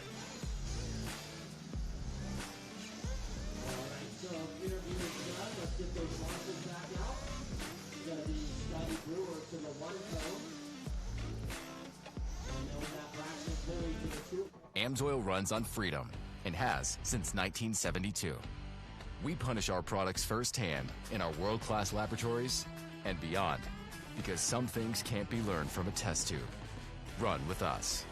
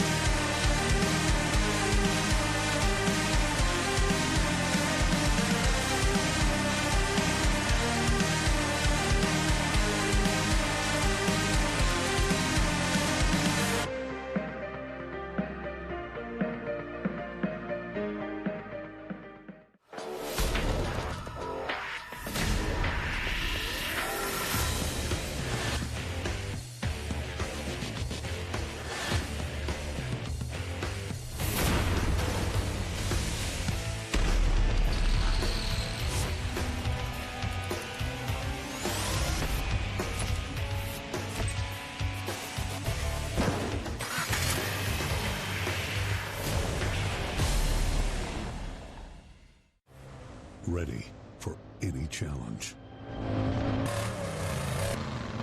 Maxxis tires can handle even the most punishing off-road conditions.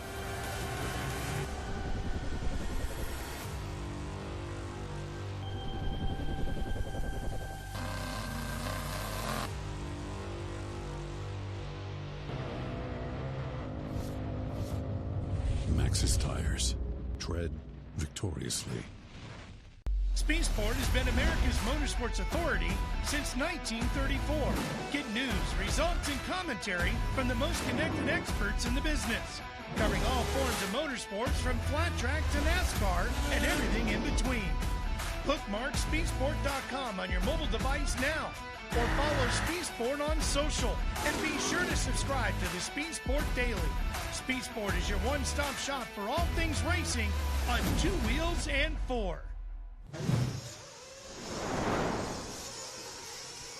And welcome back to the 2023 RC Racing at Visions Off-Road. Hey, ladies and gentlemen, Ken Stout here, Mike Garrison City right alongside. We're here at Mid-America Outdoors, Jay, Oklahoma, just a little bit outside of Tulsa, Oklahoma. 1,600-acre complex here. A little bit of something for everybody. The Ultra 4s, if you were watching during the rain delay, are out there getting it done as well. Travis Pastrana here with the Nitro rally cars. Of course, we are here. Short course off-road racing is here. There is a lot going on, my friend. A lot is an understatement, that's for sure. This is a fantastic facility. As you've said, the Robinette family has put together just an incredible place for off-road enthusiasts, whether you're racing, just wanting to hang out for a cool weekend, RC racing, all the way up to, as you said, freestyle jet skis. There's everything going on here. Lazy River here. Yeah, you got a whole resort basically up here. You got a restaurant on site. Yeah, for sure. So huge pool area and a lazy river, and there you go, and some instructions. Drop it. Katie saying, put that car Put down. that thing on the ground. Let me go. Good stuff. So we're good. Miss Brittany, you can climb back up in the chair. It's all good. Open Nitro Buggy, our second heat here. So Caden Fuller, he set the pace in that last heat with a 14.626. If nobody beats that time, that means Caden Fuller is getting a $1,000 check and going to the invite class. If somebody can beat that time, if it's only one person that beats that time, I should say, that person's getting a $1,000 check and going to the invite class. The one to keep an eye on, I think, in this one is going to be Brandon Rhodes. Brandon was up there running for the spot with Camden Lime in the last round of qualifying. Had some misfortunate events happen, flamed out, wasn't able to finish the race, dropped him back into the 4th, 5th place spot. I think he's going to be the one to watch here. Yeah, I would agree with that 100%. There is Brandon Rose there, second to the right, if you will, standing right alongside Reggie Tung. And had a chance to speak with Reggie a little bit. I said, will you make any changes between, the track that you were on a little bit earlier and the track that you're going to be on? And the only thing he was going to do was make a shock oil change. He said he felt like he was going to go to a little thinner oil. He felt like the car was just a tick lazy in terms of responsiveness, so he wanted it to respond just a little bit quicker in the turns and was going to go to a little thinner oil to accomplish that goal. Well, that's another point that you make and talk about oils and stuff. As the sun comes out, everything heats up. These guys are going to be changing their shock oils and diff oils from where they were this morning, most likely. As this morning it was cool out, everything was, the track was tacky. We had more traction. Now we have less traction. The sun is hot. So everything's changing for these guys. A lot on their plate in a short amount of time. Had a chance, too, to talk to Dakota Finn, if you're wondering how adjustable these cars are. I was talking to him about dampers and, can they rebuild them? Can they adjust them inside? And they're not like what I would call a typical short course off-road shock where there's a shim stack inside of that the oil blows past. In these shocks, they do have holes, and they're allowed to, you can get just a blank shaft and custom drill your own holes and get it the way you want to. Some of the shocks some of the damper pistons have some flaps on them that will allow the oil to blow through that way. So it's an infinite setup there in terms of damper setup. But again, so critical to the speed. You've got to keep the tires on the ground, right? And that's how you create the speed. But that is much easier said than done. And of course, there's a lot of different ways to skin that cat. It's an important piece of the puzzle if you're going to compete with these guys. Well, one driver that comes to mind when you say that is Jared Wiggins. We call him the Wizard. He is notorious for drilling his own shock pistons and having his suspension absolutely fine-tuned. So absolutely one of those things that you could adjust around the clock. So I think we have to talk about Brandon Rose. You talked about the time to beat. You can see it up on the board, ladies and gentlemen. 14.626.9. Brandon Rose at a 14.627.2. We are talking about somewhere in the neighborhood of about a second, 1.3 seconds here. If Brandon Rose can pick up the pace, it is very, very close. Yeah, Brandon headed on the right-hand side there. The S-Works driver in the green and white. His biggest obstacle right now is going to be traffic, I think, and that worked out well for him as he makes his way through. Clean track now for him. Reggie Tung up at the number 2 spot. Santos Rodriguez in the number 3 spot. Katie Roxbury in the 4. Barry Rowe in the 5. Brandon looking smooth and comfortable right now. Yeah, and he did the same thing. You talked about it before in the previous session. Camden Line, up on the bike, but manages to stay on the throttle and continue on.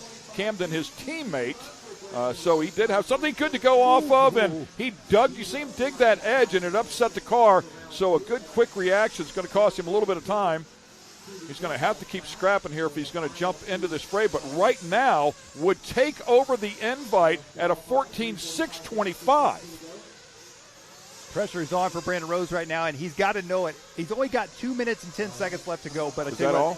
Yeah, I was going to say, he's feeling it. That's going to be the longest 2 minutes and 10 seconds. It's actually the same amount of time for him and for Caden waiting up there to see, is he going to get beat or not? It's going to feel that's 4 laps, maybe 5 laps, somewhere in that general area. So plenty of time for a mistake, no question. Brandon working his way down the front stretch now. Nice. We'll see if he's got this time by through the rough first turn. 14.625. Oh, really nice right there. Beautiful setup there, and kind of factoring in that rebound, if you will. You've seen a number of people be able to do that. Oh! No. Man, did he get lucky right there. I mean, I know it cost him some time, but did he get lucky right there as it ended up facing in the right direction? Still at a 14.626.3. The time to beat 626.9. Wow. I tell you what, Brandon Rose right now, he's got to keep that thing on all fours and stay out of situations like that, because just a few tenths of a second, that is all he's got over Caden Fuller. 1 minute. Great qualifying effort here. $1,000 on the line, ladies and gentlemen. Brandon Rose trying to steal it away. Well, and here we're following Reggie Tung in that number 2 spot. He's going to be 13 seconds back from Brandon Rose on the clock.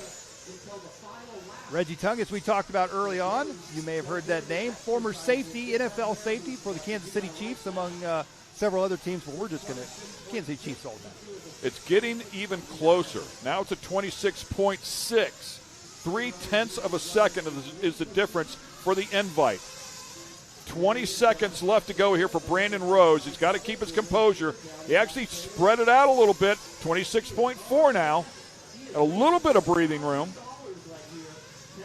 He's going to have to rip around about one more lap. Well, actually, the clock ticking down up there on the top left-hand side as it goes to zeros right here. He's going to go, I think, one more after this one for that 14-lap run. He's going one more. This is going to be his final lap. It's all coming down to this one. 14 at a 6:26.3 is his pace right now. Pressure is on. A car crashes right in front of him. And this is that 6:26, the 26th part of that, right? I mean, he's got to complete that one extra lap. He is pushing so hard. Oh, no! He's run out of fuel. He has run out of fuel. The car is flamed out. Oh, my Disaster goodness. has struck Brandon Rose again. Oh. Unbelievable. And we heard about that. Ryan Mayfield said it early on. They are on throttle. There goes Brandon, unfortunately. I'm sure dejected. But he talked about making it to the end. He thought fuel mileage would be an issue because the track is so fast. They're wide open throttle for so long. Wow. It's showing him at a 14.626.3.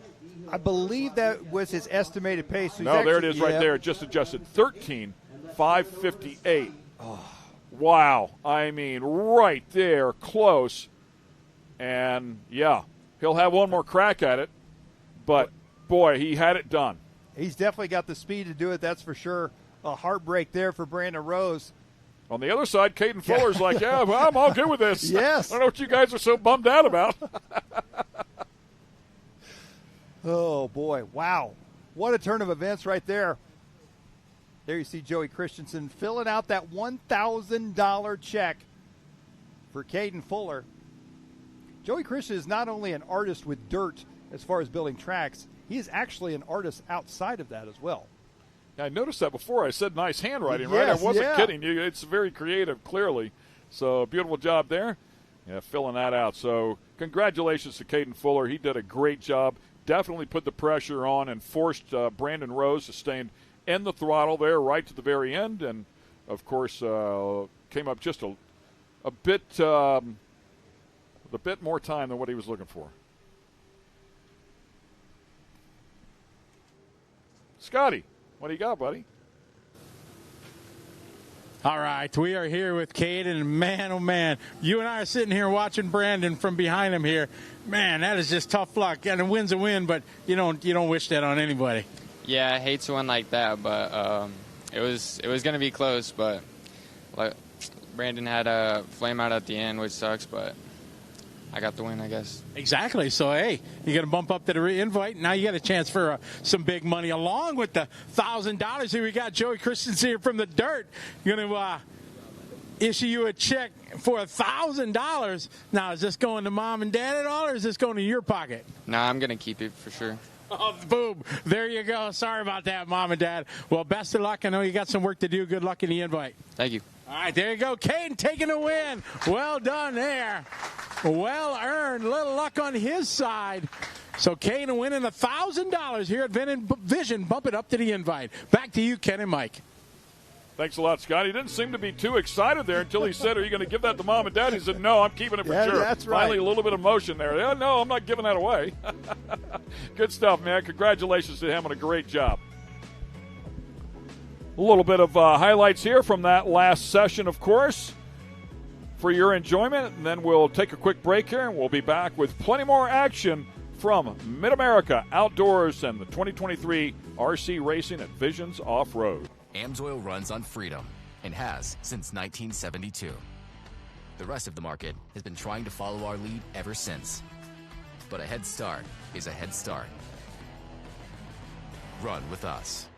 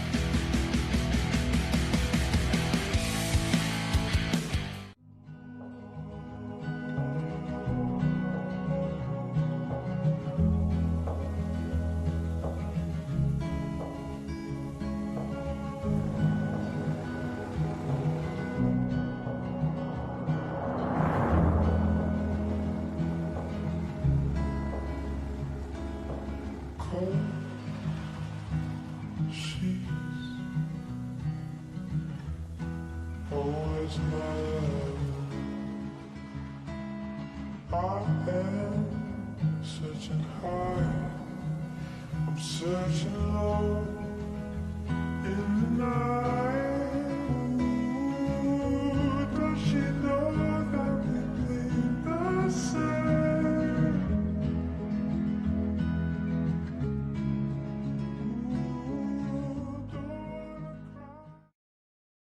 Ooh, don't wanna cry. Get it, boys.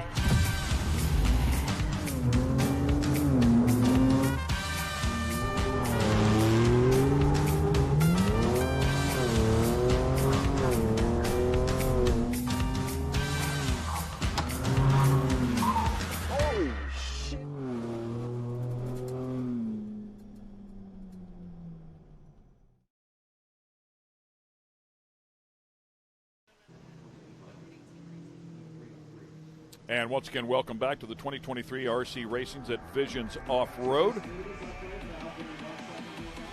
Plenty of action yet to go here today, and of course we will finish things up tomorrow. Our 3A mains. There's a look at Brandon Rose, who unfortunately ran out of fuel, we believe, flamed out right there at the very end. Had a quick enough time going to bump in to the invite, but missed it as he had about a quarter of a lap to go.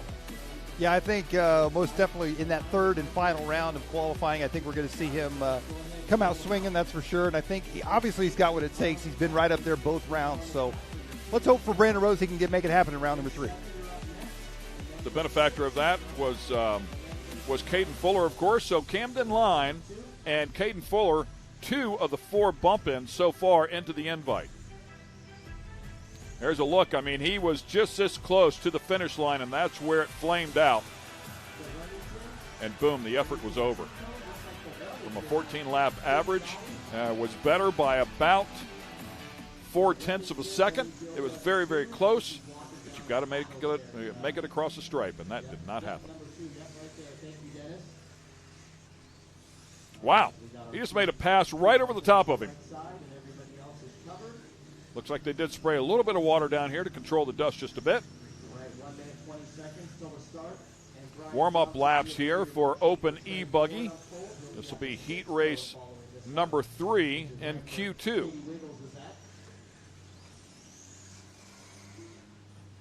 Yeah, it looks like we're going to run our Open E-Buggy class in a little reverse order. So this is technically race 8. I'm guessing after this we'll probably go to race 7, then 6, and then we'll go back to race number 9 for our invite class. Caden, Trey, Jacob, and Tyler all checked in. 45 seconds till your loop is live. These drivers all getting checked in here. And this we got Tyler Noon, Scott Brewer, Jacob Vigil, Josh Dill, Blake Everett, Trey Ford, Caden Fuller running back-to-back here. Spencer Hecker, Graham Hill. A few of those drivers on that list not here this weekend.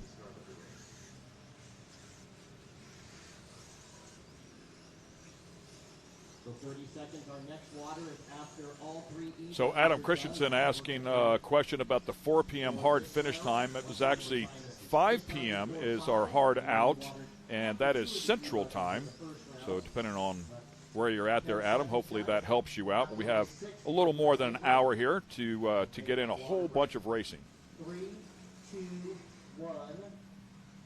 Yeah, these drivers getting ready to go. It looks like the tone is sounded. They are off and underway. They'll get on the clock this time around.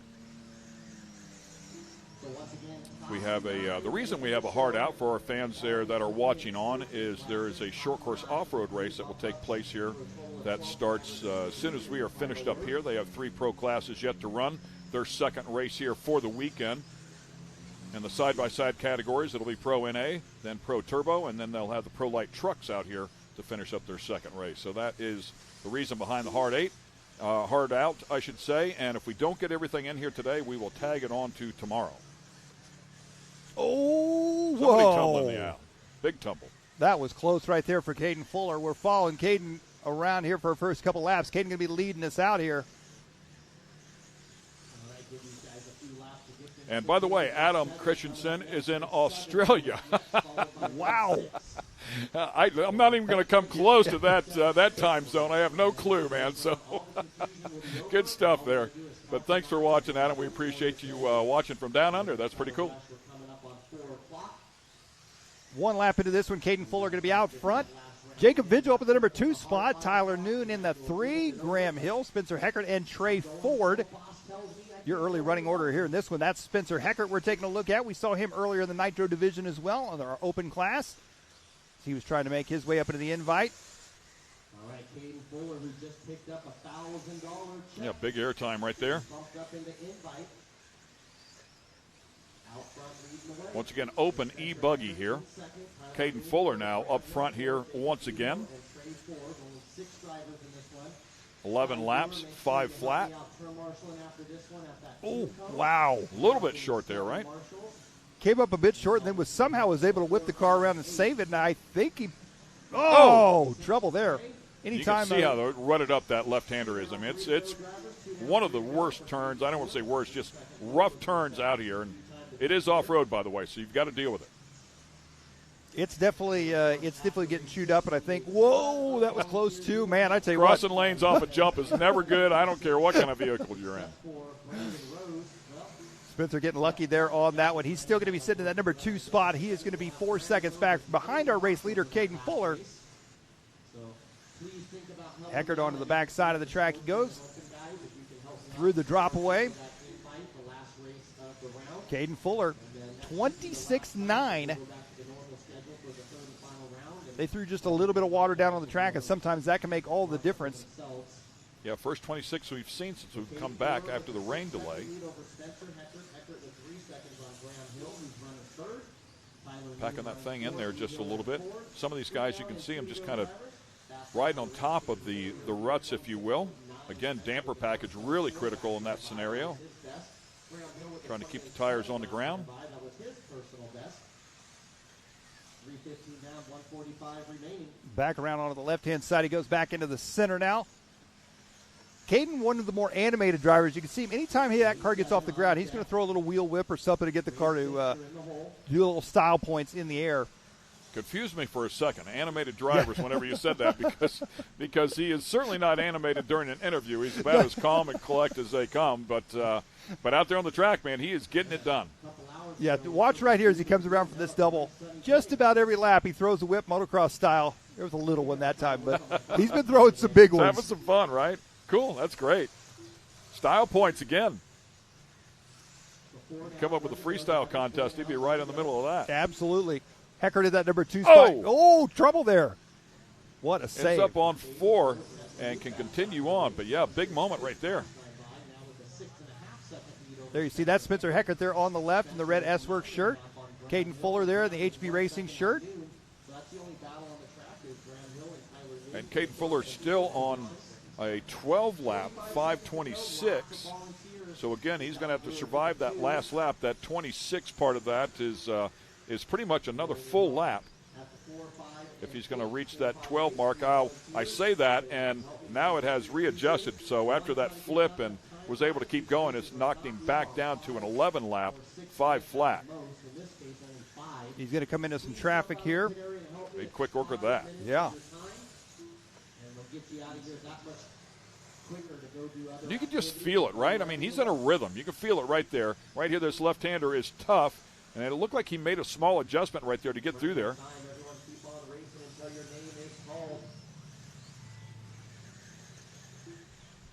Time's going to expire here. Caden Fuller on the bubble for a 12-lap run. He's on 11 at a 5 flat. It is going to be really close here. That is his time right there, and I don't think he's going to make it. I think he's going to have to settle for an 11-lapper. And it got him. He's done 11 at a 5 flat, .452. Going to be our early top qualifying time here for Open E-Buggy. 2 more heats to go after this one. Spencer Heckert about 7 seconds behind there. Then Graham Hill, Tyler Noon, and Jacob Vigil as it stands right now. We'll see if anything changes here as they cross the stripe at the very end. There's Graham, and there's Trey going into the first berm. He's still racing. One more into the first berm there. That is Open E-Buggy.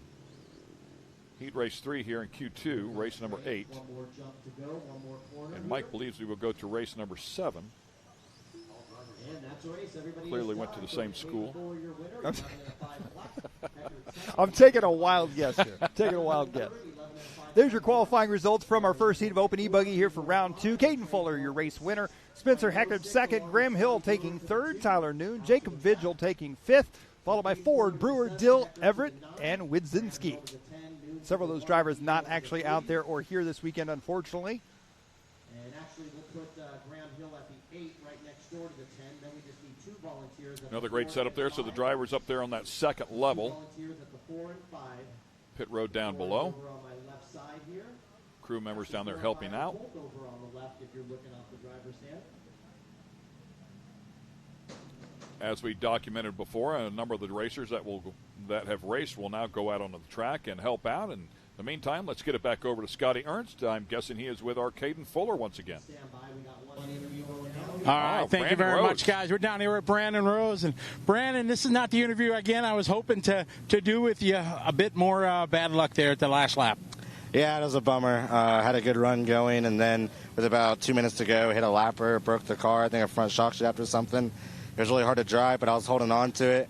And then with 1 lap to go, or like 2 turns to go, I ran out of gas. And, yeah, I was pushing really hard because the car was kind of driving weird, and I guess it just bit me. So I'll try again in round 3. Are you going to do anything to your fuel adjustment or anything like that to try to get a little more run time? I may look at it and see if I can lean it out a little on top, but I think it's more was my driving that run. I was just pushing really hard and need to drive a little calmer, and it'll be good. All right, best of luck, partner. You got one more. Thanks. All right, so Brandon, one of the favorites to bump up into the invite division. 2 rounds of bad luck, but, he's definitely can make it happen, so we'll see how it goes in round 3. Ken and Mike, back to you. Yeah, and hopefully third time is the charm. We'll find out how things shake down for him because he has been in position twice. Once again, a bit of a highlights reel there from our last heat race. Tricky track there. A couple of tough corners for sure, but high-flying action. It has been fun to watch. A lot of racing yet to go here on Friday. Qualifying day here at 2023 RC Racing at Visions Off-Road. We'll take a quick break. We'll see you here in just a couple of moments.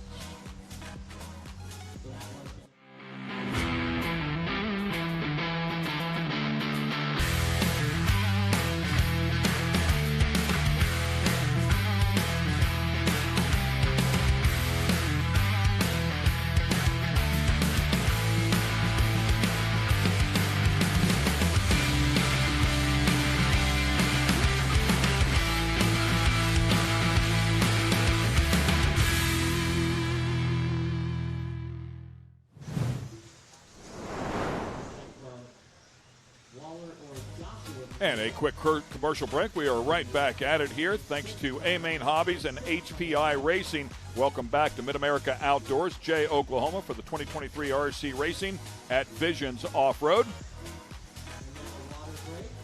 Everybody getting checked in here. This is your Open E-Buggy class. Race number 7. Our second heat of Open E-Buggy. We saw Caden Fuller set the fast TQ time, top qualifying time, I should say, here for round number 2, that last race, 11 at a 5 flat .4. There you see Team Associated's Richard the King Saxton watching closely as his driver out on the track here. That Chloe Fend, I believe, walking past him.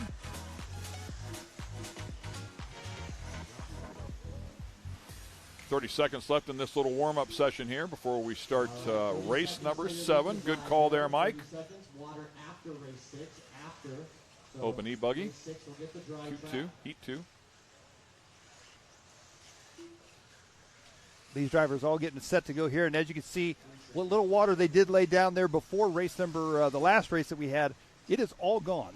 There is no moisture left on the surface except for a very few amount of spots. Oh, wow. Just launched it into a pack of cars. Everybody parked there on the backside of that jump, Yep. and he just sailed it. All right, Luco's live. Here we go. So 2 more races will be done with round. All right, we are off and running here, and this one already trouble there. That may have been Camden Lime there with a little bit of trouble there right out of the gate. We'll see who comes around here for lap number 1 in our Open E-Buggy heat number 2. Time to beat Caden Fuller, 11 at a 5 flat .4 out of that last heat race. Round 5-minute race here for these drivers. Had a 12-lap session working there briefly. Had a 12.5.26 working, but had a moment there and ended up back at the 11. So the 12 is possible. A lot of traffic out there, though, right now. Yeah, and these guys are going to have to work together just a little bit to make sure everybody gets a good run in. Looking at Camden Lime as he has worked his way through traffic. I think that was him right out of the gate there that did have some issues, so that's going to start him back a little ways in the field, so he's got some making up to do already. Ethan Mechanic going to be out front early on. Joshua Vigil in second, Braxton Culley third, Spencer Klein fourth, Garrett Martin rounding out your top five. Ooh, hooked a rut right there and launched him. Wow, I can't believe he ended up on all fours, but no doubt cost him a fair amount of time, and now he's going to deal with traffic again.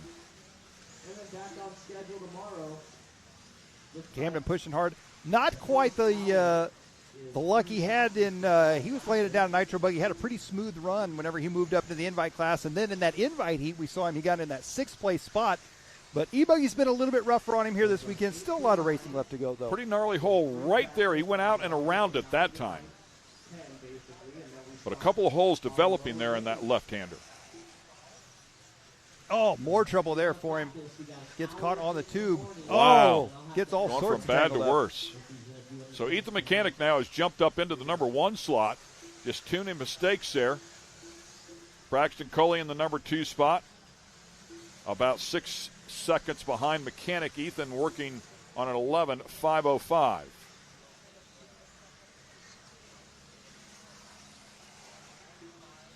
This race winding down here in this one. Look at this whole pack of cars right here. Everybody right there together. This is the worst possible way you can get into qualifying, especially when you got an entire empty track on the other side. Braxton Culley, though, I believe, is clear on the backside of the track all by himself in that number 2 spot, so that may play a part into this one for him. Great precursor to what we're going to see in a race, though. Yes, absolutely. These guys are going to be nose to wing once our heads-up racing gets underway tomorrow for the main events here for these guys in the open classes. Of course, we've already seen that in our invite classes. Reggie Tongue a little bit deeper down inside of this one on the number 6 slot.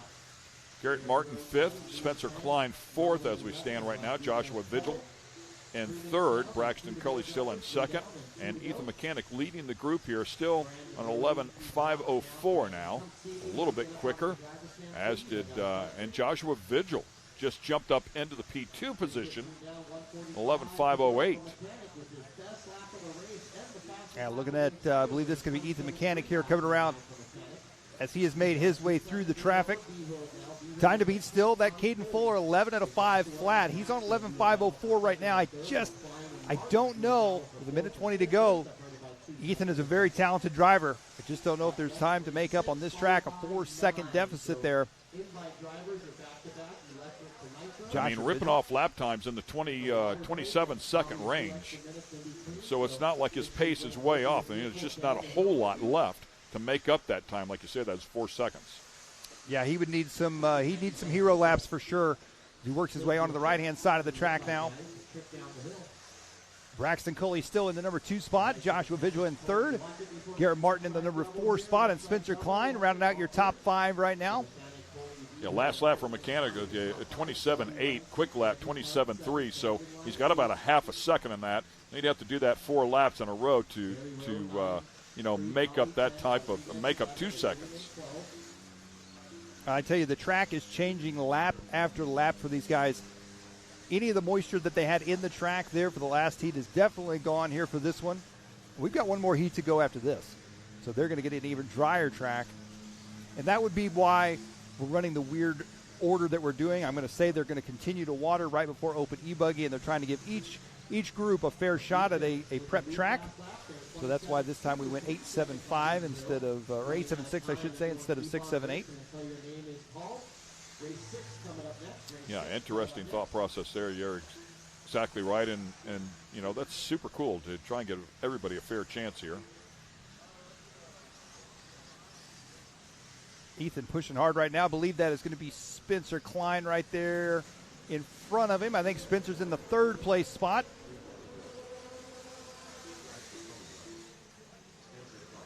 Mechanic on that 11.504, so should be done here. Looks like he is finished up there.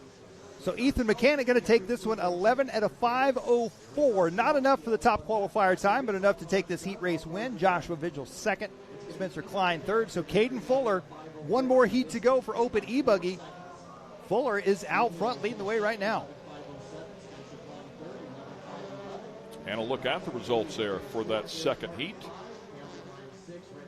Stacked up a bunch of cars here out here competing for sure, so congratulations to Ethan Mechanic. Nicely done, Joshua Vigil, jumping up into that second position late in that session. Spencer Klein Braxton was P2, fell down to fourth there right at the very end, and Garrett Martin inside of the top five. Camden Lime just really had a tough go of it. It went from bad to worse there for a moment. He was up at the top of the sheets and ended up in sixth. Reggie Tong in seventh. And coming up here is going to be our final heat of Open E-Buggy. This is going to be a lot of our invite drivers. These are going to be the cream of the crop here as they get set to go. Some highlights there from our last heat race. As we're looking at Camden Lime, some of the struggles he had there. When in doubt, throttle out. Get up after it. We'll cross thatch it. Not the fast way around here. Ethan Mechanic, of course, as he works his way through. He was your heat race winner there. Made some beautiful passes to stay out of traffic. Stay with us. Once again, we'll take a quick break. We'll be right back on the other side.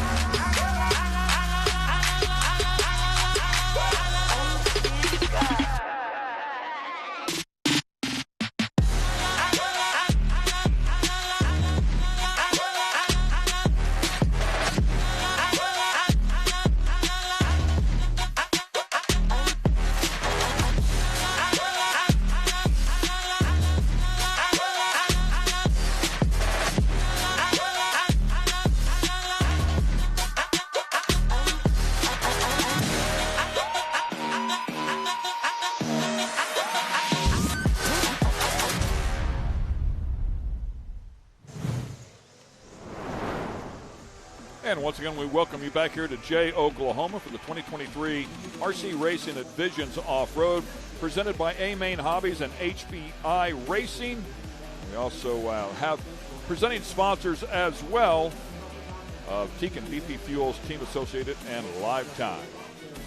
Well, coming up next, it's our Open E-Buggy, our final heat for round number 2, and these right here are our top drivers. A lot of these drivers we're going to see in the next race as well for the Invite Nitro class. We got Joe Bornhorst, Seth Van Dalen, Ty Tessman, Mason Fuller, Jared Wiggins, Adam Drake, Ryan Mayfield, Spencer Rivkin, Jared Tebow, Cole Ogden, Dakota Finn, the feet-long win, and Brandon Rhodes. So knowing that you have a race immediately following this one as they take their warm-up laps here, about 45 seconds there left in that, would you bring your other car over? So, I mean, you're right there, boom, ready to go, right? I would say so, and I'm going to venture to say they're going to have to give these guys just a minute or two in between these two races in case they are sharing anything between the two cars. Perhaps they want to change tires, something like that. These guys are pretty vocal when they need something, and they're pretty vocal when they want just a few minutes. And so I would venture to say we're probably going to have a few seconds in between this race and the next one. Of course, also we have to get our corner marshals out there as well, because normally these guys would come off the stand and go out to corner marshal for the next race. They're not going to be able to do that because they're in the next race. So one thing I can guarantee you about this one, though, Brandon Rose has had some tough luck, and he is not going to run out of fuel in this race. There we're looking at Joe Bornhorst. Joe Bornhorst, the S-Works driver, working his way around. There's Ryan Mayfield just ahead of him. Everybody is checked in. Talked about Joe making his first appearance here at Visions. Of course, last year was the debut of this big event.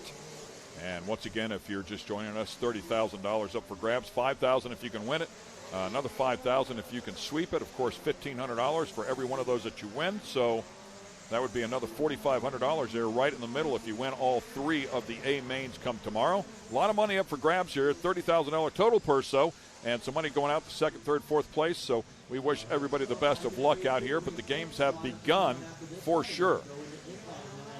Good look right there as this race gets underway. We're following Cole Ogden. We talked about a lot of drivers making changes, and as we mentioned earlier, Cole Ogden, the only change that he has made this year, moving into 2023, was he made a tire change, and he chopped his mullet off. TZO 200 tires, the tire choice now for him. Oh, no! Is that Brandon Rose? I just got done saying the only thing I can guarantee in this race, because it's electric buggy, is that Brandon Rose won't run out of fuel. I never thought that the body would fly off his car and he would be out like that. Wow. Wow. Brandon Rose. Well, hopefully he can get rid of all the bad luck here. He's got one more shot at the Nitro side. Let's do it. Let's get rid of all of his bad luck in qualifying and save all the good luck for the mains. Wow. Tough break again for Brandon Rose. So down the ramp he goes, and he'll get that Nitro car ready to go. He'll have another crack at that bump in for sure, and has been right there with the players. That was Ryan Mayfield. I was just going to say, I think it was Ryan Mayfield that just went for the ride. That was a weird mistake from Ryan Mayfield, too. Not one that you typically see him make. I don't know if he hit something on the takeoff of that double. What exactly? You can see that hole right there. We talked about it before. It's just a different view there, a couple of different camera angles, and can make it look completely different. But the same hole, same turn, different look at it. Well, 3 laps into this one, it's S-Works driver Joe Bornhorst out front leading the way here. Ty Tessman in the number 2 spot. Dakota Finn, now Mason Fuller up in the 3 spot. Dakota Finn in 4th and Jared Tebow in 5th.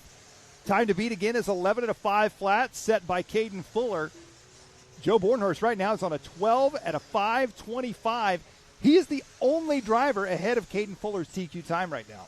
Yeah, needs to stay spot on. Still a lot of time left inside of this one at 2:25. So that 5:25, and I always refer to that now 5:26, that extra 26 seconds is that extra lap. So he's got to put together that extra lap and keep it clean.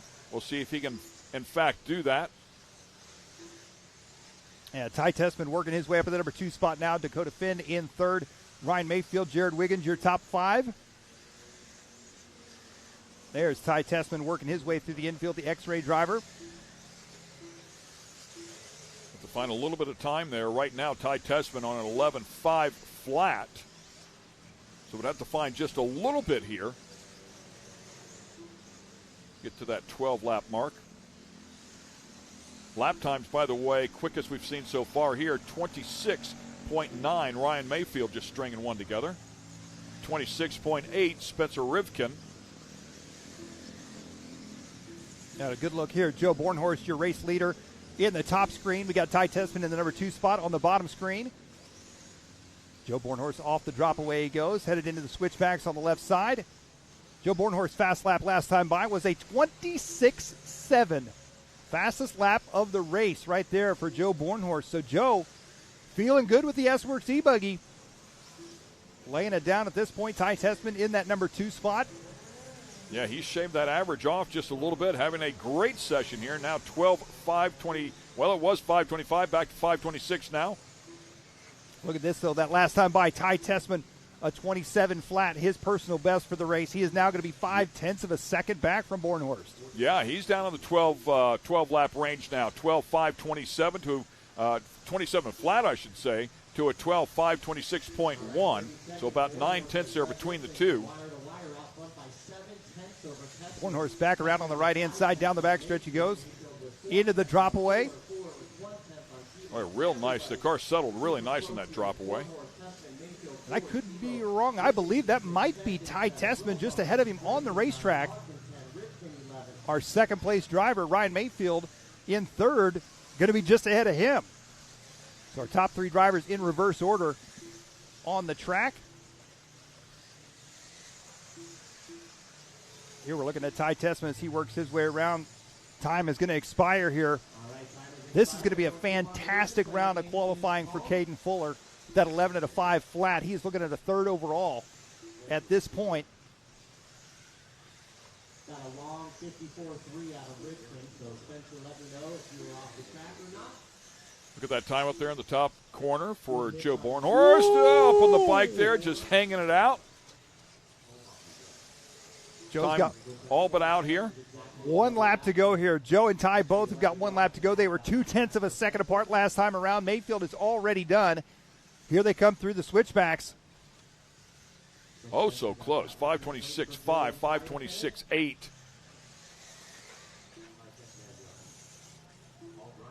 Great stuff. And Ty Tessman How is going about to that? get Right it. at the Wow. A 26.8, his personal best on the last lap. He is going to take it by 0.2 of a second over Joe Bornhorst. Wow. Yeah, the average there, 5:26, a 12:526.45 to a 12:526.73. 0.274 the difference. that is oh so close. Great stuff, man, and that's what we're looking for. And of course, that's what we're going to see come tomorrow as well for the A mains. Ty Tessman up top there in our qualifying results. Bornhorst so close all the way across. Rivkin jumping up into the P3 spot ahead of Ryan Mayfield, and Mason Fuller inside of the top 5. Well, these guys running back-to-back now. They're going to be going out for the Invite Nitro. And just behind the screen there is Mason Fuller's 8-scale buggy. And I'm looking at those tires. I don't know what those are that he's running. I can't honestly say that I've ever seen that tire before, so I don't know if he something worn down, traditional tread worn down or not. I don't know. We'll find out. And one more time, let's get it over to Scotty Ernst. Scotty?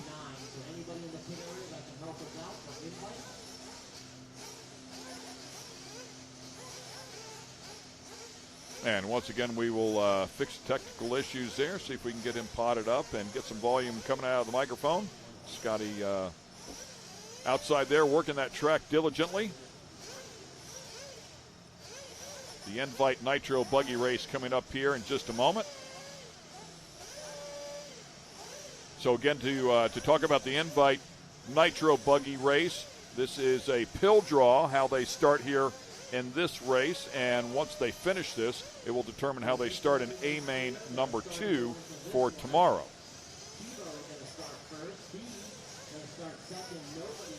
And there you see the the Fuller brothers, Mason and Caden, both in the Invite class now. The HP Racing drivers, both of them running whatever tire that may be.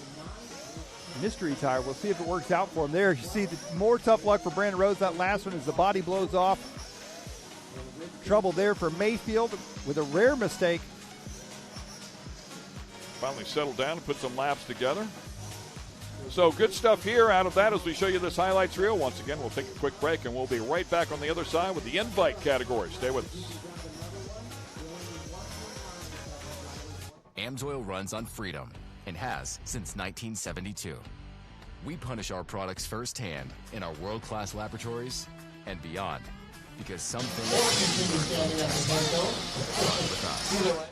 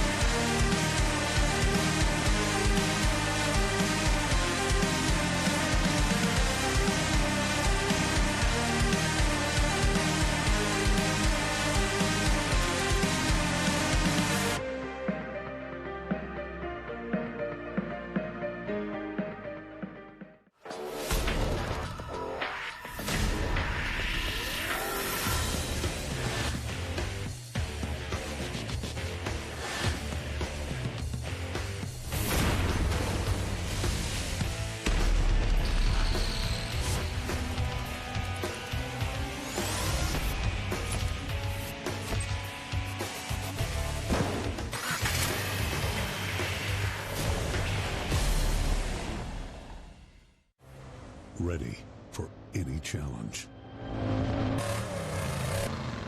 Maxxis tires can handle even the most punishing off-road conditions.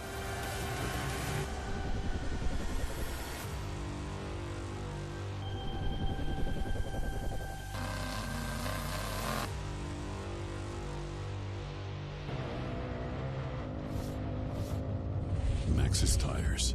Tread victoriously. Spaceport has been America's motorsports authority since 1934. Get news, results, and commentary from the most connected experts in the business, covering all forms of motorsports from flat track to NASCAR and everything in between. Bookmark Speedsport.com on your mobile device now, or follow Speedsport on social, and be sure to subscribe to the Speedsport Daily. Speedsport is your one-stop shop for all things racing on 2 wheels and 4. And we are back here at the 2023 Visions Off-Road, so plenty of racing action yet to go with the RC Racing, A-Main Hobbies, HPI Racing, both presenting this race. We appreciate all of their support. And Invite Nitro Buggy Race number 2 about to take place here. They're conducting their warm-up laps as we speak. And we keep touching base on this because I think it's very important here in terms of the format and how fair it is that they've made this for everybody. So everybody with a pill draw. And the pill draw will tell you 3 different numbers on it, and each one of those numbers is where you will start in the 3 heat races here today for the invite category. And each one of those will be a good bit different so that you can start in the front, the middle, and the back in each one of those races. And then how you finish in your heat race here today determines the starting race for the 3 A-Mains come tomorrow. So everybody with a fair chance of starting up in the front at one point as we take a look at our Visions Off-Road starting order. Yeah, this is going to be an interesting one here. We saw Jared Tebow in the first invite race, started clear in the back of the pack, was able to work his way up into the top 5. Jared Tebow now starting first in this one. Same with Fee Long Win. Fee starting in the number 2 spot this time. Mason Fuller starting 3rd. Camden Lime, who we saw bump out of the open class early on this morning, starting 4th. Ryan Mayfield 5th. Joe Bornhorst 6th.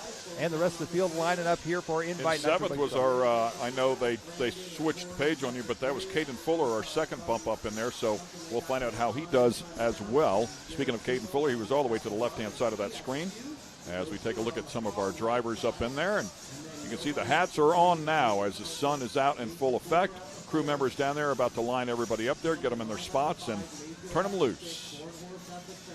15 laps here is this session. They've got about... well, it says here just a few seconds to go before we get this thing started. So we'll get everybody going there. The starter down there, Sean Miller. Telling everybody to prep those cars. They'll fuel these things up. Yeah, our second invite race here. This is going to be an exciting one. Everybody lined up on the grid. As you can see, first and second are actually lined up over on the far right side. There's Graham Hill pitting for Jared Tebow. Fee Long Win pitting in the starting number 2 spot. Then on the front straight, we've got the rest of the field as they kind of wrap around that corner after the double.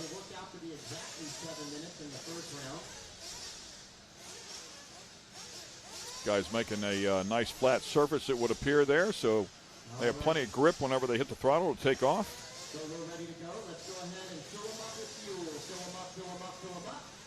The average, I want to say Jared Tebow, who will lead this one off, had an overall finish of 5th last year here at Visions, finished up 8th, 7th, and then a 3rd place finish. Hands up, put them down. That is it, man. We are racing. Here we go. 15 laps for Invite Nitro Buggy Race number 2. A big pileup down there. 2, 3, 4 cars involved. Yeah, I got a feeling these first couple of laps aren't going to be quite as clean or as nice as they were in round 1. Everybody's been sitting around waiting a while, anxious to get on the racetrack. Jared Tebow right now just trying to put a little gap between him and the field. Fee Long Win hanging strong there in the number 2 spot. Mason Fuller in that 3 spot. Camden Lime still in 4th. A little bit of gap there between 3rd and 4th as the first 3 get away with a nice clean out lap.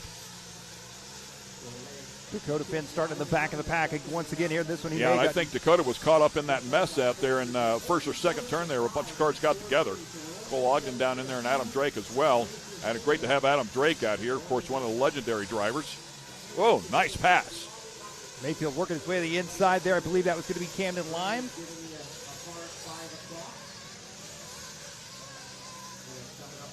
Just got a quick update here as we are in the middle of this race. We had a hard out at 5 o'clock. We're going to stretch that out. They're going to allow us another 15 minutes here. That is nice of them. Hopefully we can get everything in here today as we continue to watch this battle here at the front.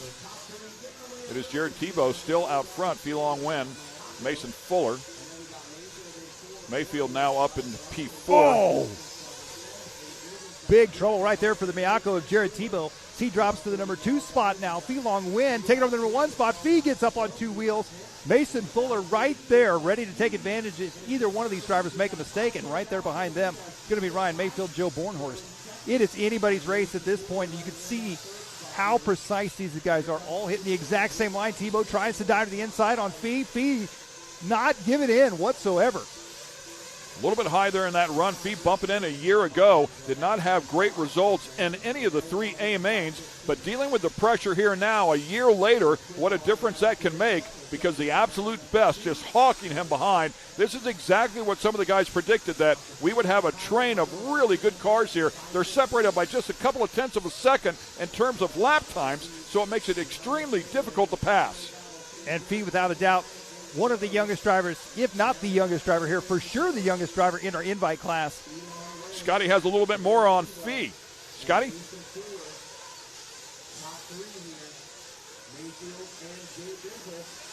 And again, it seems like the microphone not working there, and a pass as Jared Tebow, I believe, was just passed by Mason Fuller.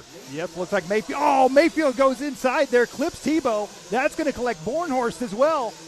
All sorts of trouble there for 3rd, 4th, 5th, and 6th. Mayfield dropping back a bit now into the number 4 spot. That's going to put Tebow back up into 3rd. Mayfield to 4th. Camden Lime into the number 5 spot. Now Fee Long Win with a little bit of breathing room there as the top 3 are separated by just a bit, and Fuller and Tebow. Tebow about to have a rear wing full of Ryan Mayfield. Here they come down the front stretch onto the right-hand side. I got a feeling these guys are playing a little nicer today throughout qualifying. This is for starting positions in the main events tomorrow. So I got a feeling they're going to work together a little better today than they will tomorrow. But when the big money's on the line tomorrow, when there's the slightest opening, these guys are going to try to take it, no doubt about it. Yeah, I think you probably hedge your bet, okay, starting 4th, 5th, somewhere in that general area, rather than risk it all and find yourself in the back of the pack. But I agree with you. Tomorrow it will be game on. Nice little correction there out of Fee Long Win after it landed a bit on the side. The 2 HP Racing about to drivers. Get past here if he doesn't get up on the pipe here pretty quickly. Mason Fuller's coming. Teammates right there, Fee Long Win and Mason Fuller, both HP Racing drivers. And once again, let's get it down to Scotty. He has more on Fee Long Win. Thanks, guys. Yeah, if we rewind a few months back, young Fee ran as best as he could. He was a contender at the Silver State race in Las Vegas with a 2nd place overall against these guys. Lit up. Fee Long Win now, gapping that out just a little bit more. Only 6 laps to go here. Now Jared Tebow starting to turn up the heat once again. Tebow putting the pressure on Mason Fuller. Those 2 drivers have been racing together quite a bit throughout the winter season up at the Hobbytown USA Hobbyplex in Omaha, Nebraska for that Techno Winter Series. Here they come back around on the left-hand side. Mason Fuller going a bit wide. Tebow trying to dive to the inside. Not going to be quite close enough. He's got Mayfield charging up behind him. Fee Long Win, meanwhile, trying to stretch out his lead in this one. Keep an eye on Mayfield and Tebow. Oh, Ty Tessman is out. Tessman out of this one. We'll start deep in A-Main number 2. Time winding down here with 4 laps to go. Man, 2 or 3 people tagging the tube down there. That was Fuller. Then Mayfield got into Tebow coming off the drop away there. Out of all of that, Mayfield moves up to the number 2 spot. Joe Bornhorst, I believe, up into the number 3 spot. Tebow drops to the 4 and Fuller to the 5. Fee Long Win says, see you later. I got 3 laps to go. This one is mine. Yeah, we'll go back and take another look at this, and this is a precursor, I think, of what we're going to see tomorrow when they're nose to tail like this. They are so close to each other. If anybody has a moment like that, it's going to collect 2 or 3 more. So Mason Fuller makes a mistake on his own there. Mayfield taps the rear end of Tebow just as they come off the drop-off. It all just turned into one big cluster there, and Mayfield comes out the best out of that deal. Well, I should say Fee Long Win comes the best out of it. Fee Long Win, yeah. He gets some breathing room, some of the pressure taken off. Look at that gaggle of cars there now, though, all nose to tail, side by side, trying to make some last-minute passes here. Just 2 laps yet to go. And Dakota Finn trying to work his way into the top 5. Fee Long Win out front leading this one. Mayfield only 1.7 seconds behind him. We're looking at Mayfield here. Fee Long Win just ahead of him. Mayfield trying to track him down, see if he can apply some pressure here late. Lap times here, 27.6 to a 27.4, so Mayfield just a tick quicker there, but not enough to really close that gap. Felong Nguyen doing a great job. He has been very consistent here. Here they come back through the infield. This is going to be the final lap right here. Unless Fee makes some kind of major mistake, this is his race. An absolutely astounding run here as he comes down the front straightaway. Felong Nguyen has done it. Felong Nguyen, your heat race win there for Invite. Round number 2, he will be starting first on the grid tomorrow for the main event, A-Main number 2.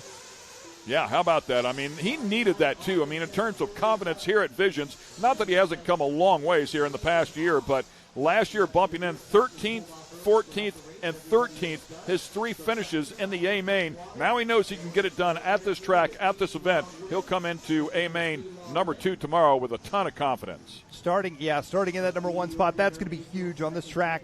Ryan Mayfield finishing up at the number 2 spot. Jared Tebow in 3rd. Mason Fuller 4th. Jared Wiggins 5th. Dakota Finn worked his way up to 6th. Joe Bornhorst, Spencer Rivkin, Camden Lime, Cole Ogden round out your top 10.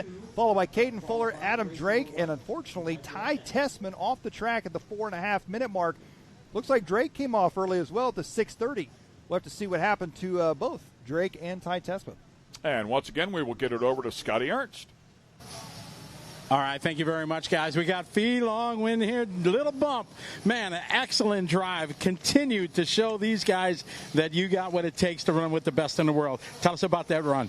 Well, that was really fun and noticing because I have Ryan Mayfield at me catching up, and I try not making any mistakes. And plus, starting second had me in a big advantage to win that heat. The first guy to come over and say congratulations was Ryan Mayfield, gave you a fist bump. That must make you feel good. Yeah, it does. All right, well, great job and good luck in the next round. Thank you. All right, their little Fee, 12 years old from Louisiana. Definitely the surprise of our industry over the last couple of years. Ran great at Silver State, taking a heat race win here. Just amazing to see the youngster from Louisiana running strong with the best in the world here at Visions. Back to you, Ken and Mike. Thanks a lot. 12-year-old, no question, and very cool for Ryan Mayfield to come over there and congratulate that young man as well. Ryan Mayfield, he'll give it to you either way. Yep. Congratulate you, or if he's not happy with it, you'll hear from him on that side of it as well. Well, the cool side of that whole story right there is Felong Nguyen, and this may be why Ryan Mayfield, headed over to him so well and told him congratulations. Is it reminds me a lot of guys like Ryan Mayfield, Ryan Cavalieri, Jared Tebow. They turn professional around that age as well. Around the 12, 13, 14-year-old. That's when these guys turn professional, so they're seeing a whole new generation coming up. And I think they're competitors, but at the same time, Mayfield's just happy to see a new generation taking over. Super cool stuff, for sure. Okay, and once again, we'll take a quick commercial break here. Stay with us. A lot of action yet to come from MAO. AMSOIL runs on freedom and has since 1972. The rest of the market has been trying to follow our lead ever since. But a head start is a head start. Run with us.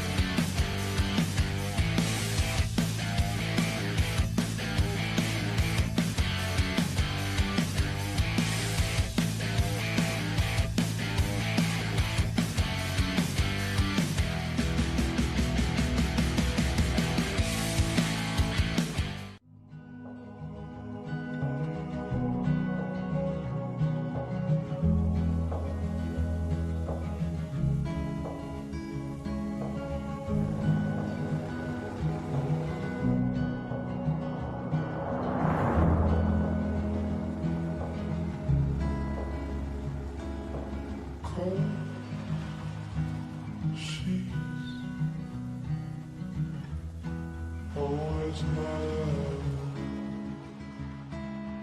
I am searching high.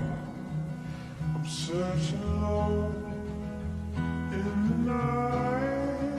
Ooh, does she know that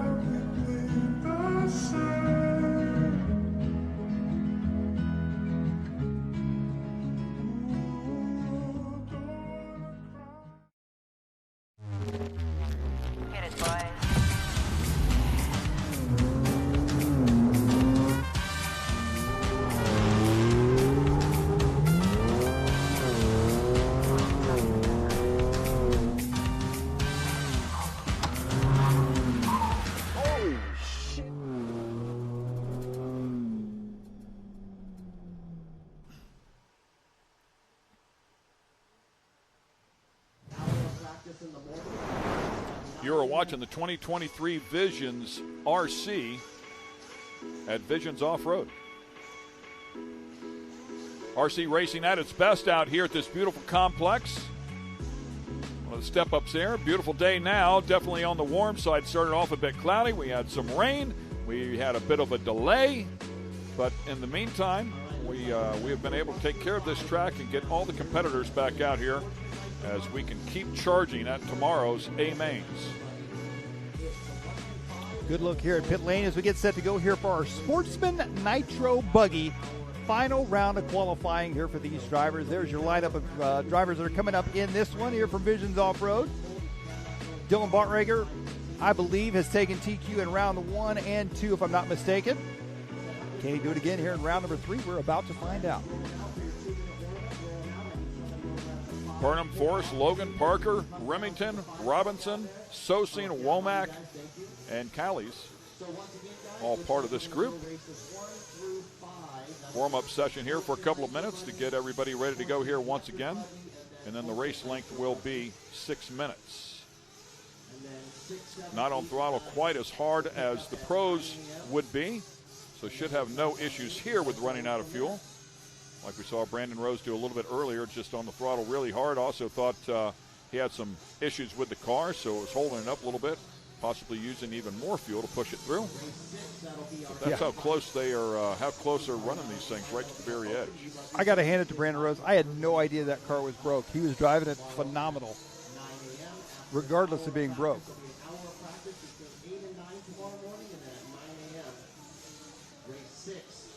And it did look like they have sprinkled a bit of water on this track, as the Sportsman Nitro buggies will come out here. So, and it's almost dried up immediately. That's how warm it is out there now. A couple areas there, you can see where they put some moisture down. That left-hander seems to be smoothing out a little bit. Do you agree? Yeah, I would say so, just a bit. It either that or these guys are making it look a whole lot better. One of the two.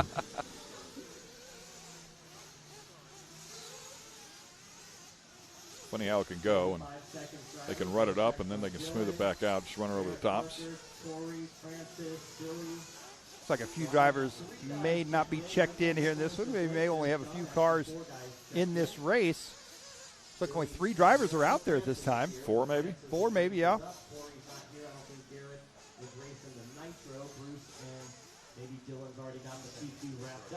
15 seconds, drivers. 15 seconds. So you're losing. Again, beautiful look there at this track, and we appreciate everything that Joey Christensen and the Dirt Crew have done, and certainly working on it, maintaining it throughout the rain delay as well. Jimmy Babcock, the race director, Sean Miller, our starter. So another quick water after this one. Then we run race 2 and 3. And it looks like this race is underway. So, yeah, I think we've only got 4 drivers out on the track here in this one. Not sure where the other 6 drivers are that should be out there. They are not out here for our final round of qualifying. Well, plenty of track space for these 4. Watch them all end up together. Yeah. Just the way it goes. Ooh, what a save. Big yard dart action right there. Those hurt in the big truck.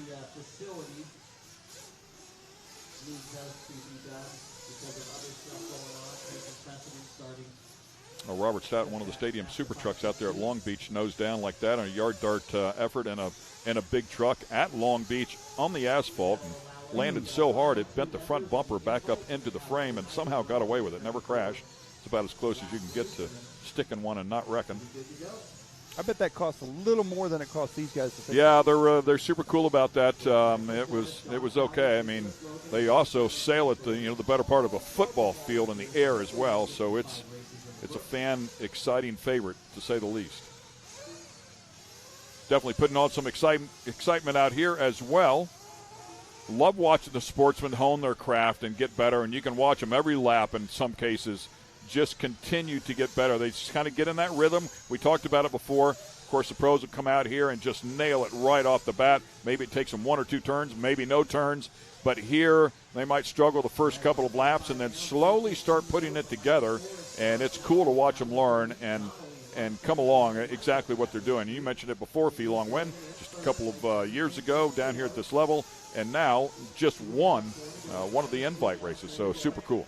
Yeah, absolutely. And, you know, the amount of technique and fine-tuning that these guys can do, even while they're driving, you notice a lot of these Sportsman guys keeping the cars level and straight on the track. You see a lot of the pro guys whipping the car around, setting it up mid-air for the corners, you know, flipping the car from one side to the other, adjusting it from front to rear. And just little things like that can make all the difference when you reach those pro levels. And it's amazing what these guys can do with an RC car. 7, 8, 9 will put Cowie. Looks like Michael Forrest is going to be leading this one. John Cayley's in number 2 spot. Nicholas Logan, that 3 spot. Blake Remington in the 4 spot here. Oh, big trouble. Back on all fours, though. No harm, no foul. Just skinned over that jump.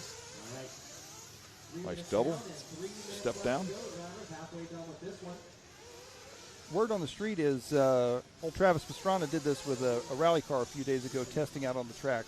Did a couple rolls and tumbles. And that is exactly right. I don't know that his came right back on the wheels and kept going. Yeah, no, it did not, and they had a little bit of work to do, and he also had a passenger. So, even better. Yeah, the last turn over there on that track has a kicker on the inside of it, so he hit it, and he hit it at speed and tried to pitch it in there sideways, and when it landed, it hooked, and they went for a bit of a ride. So, Travis Pastrana style. You got to try it out, man. He is not afraid. Well, it just blows my mind that people will still get in the car with him. Yep. Michael Forrest right now with 2 minutes, 20 seconds left to go here in this one. He is on a 12 at a 6:04 pace. John Cayley's in the number 2 spot. Nicholas Logan that 3 spot. Blake Remington in the 4 spot. So Bottreger not out there. Burnham, Parker. Quite a few drivers not out there here for this round for Sportsman Nitro Buggy. Coming up next will be race number 2. I believe we'll be heading into our Sportsman E-Buggy division. Oh, France is getting out there late. Making those doubles look easy here as they blip the throttle. Confused our cameraman right there. Had a good lock on it. And the car changed directions. He changed with it and lost them both. I almost fell out of the chair. You know something that we haven't really talked about that the drivers are talking about as well is the Jurassic temperature changes. It was 70-something degrees when it was overcast this morning, and now we're getting up in the 90 degrees. That also affects fuel mileage and tuning on these cars as well, so they got to try and work that in there throughout their warm-ups. And a minute to warm up, 45 seconds to warm up, that's not a whole lot of time to get a lap in and get it tuned if it needs to be fine-tuned in either direction. Yeah, and then again at this level, how much time do you spend tuning the car or fixing yourself? Yep. Which one is the problem, you know? And, I mean, we had it to my son's a professional level racer at this point, and I remember saying, let's not worry about the car, let's fix you first. There's just so many variables. So once you feel like you're driving a good line, okay, now let's go to work on the car so you can you can tune yourself right back out of something if you're not driving it properly. Absolutely. Michael Forrest right now, he seems to be driving it properly as he is out front 12 to 6:09. He's got a 3.5-second lead over Nicholas Logan in the number 2 spot. John Cayley's in that 3 spot. Blake Remington in the 4 spot here for our Sportsman Nitro Buggy. Final round of qualifying here from Visions. 20 seconds left to go here in this one. Yeah, good stuff. And as you can see, I mean, we saw a lot of action with these cars crashing at the beginning of the session. Now everybody's pretty much staying on track, getting in some good, clean laps. Exactly what we were talking about before, just getting a feel for it, try to get in that rhythm, and just put together some good, clean laps. And that's what you see at the end of this session. Whoa, big time air. Sailed it out over that jump. Well, time is going to expire here. This should be Michael Forrest's lap around as he comes around on the left-hand side. John Cayley's in that 2 spot. Nicholas Logan still in 3rd. Blake Remington in 4th.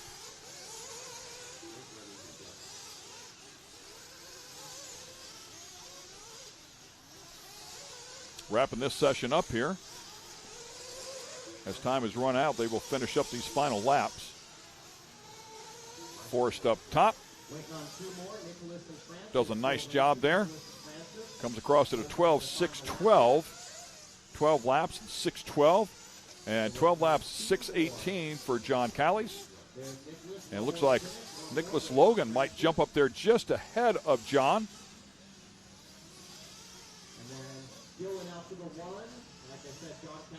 12 laps, 6:16 to a 12 laps, 6:18 for John and Blake Remington there in the 4-hole. We'll take a look at our final results there for that race. Looks like Michael Forrest going to take that one. Nicholas Logan second, John Caley's third, Blake Remington fourth. Francis Sosing showing that he got out there and ran 7 laps. Must have had a late start there for him. Rest of the field not out there, as now it is time for Sportsman E-Buggy. See the E-Buggy drivers, a lot of those we will see from that last Sportsman Nitro Buggy race we just had there. Some water getting thrown down on the track very quickly in between races here. Quick highlight from that last one. Michael Forrest taking the lead early on, leading it basically from start to finish. Some trouble for a few other drivers. Some big tumbles. Coming up a bit short right there. We're pushing hard here to try to get everything in the next 25 minutes. Stay with us. We'll be right back.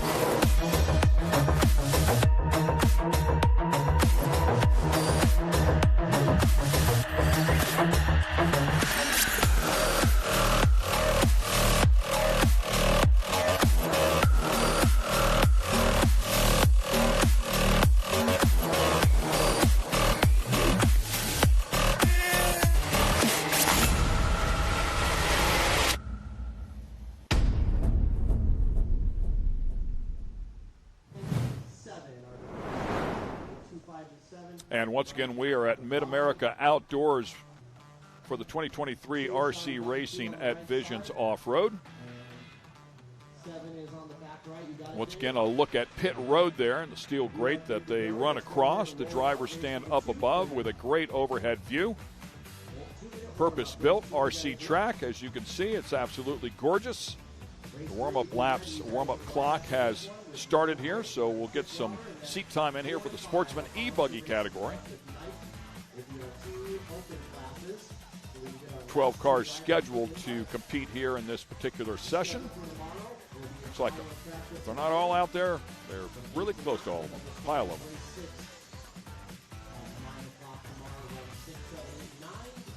Yeah, this is our Sportsman E-Buggy Class 2 division, 2 heats, I should say.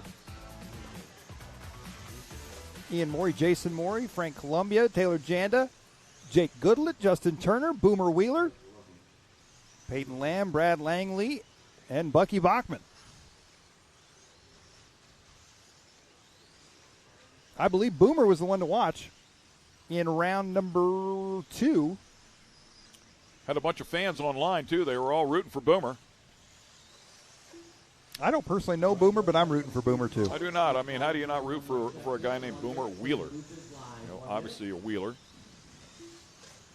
Great stuff there. Has some friends out there. That's good stuff. And, yeah, was up top, as I recall. Yeah. Had a fantastic run. I don't know that he was quick overall, but he was quick in his session, as I recall.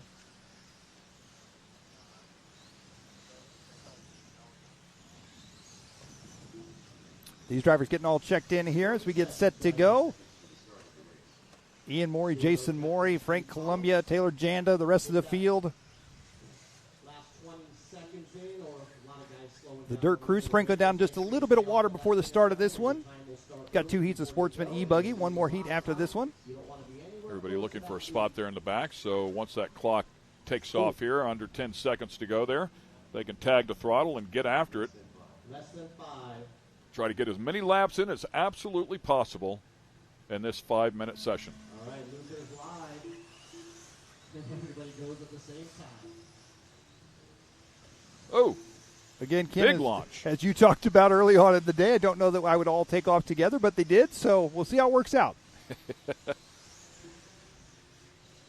I will say before, as two of them get together and go for a big ride right there, whenever I did say that, man, one upside down, I was unfortunately thinking of a single lap qualifying session, not the entire group, but I certainly understand it now. You want to take off and have a shot at getting as many in as possible, and really only one out of that group of 5 has got a good clean outlap working as Frank Columbia finally gets it across there.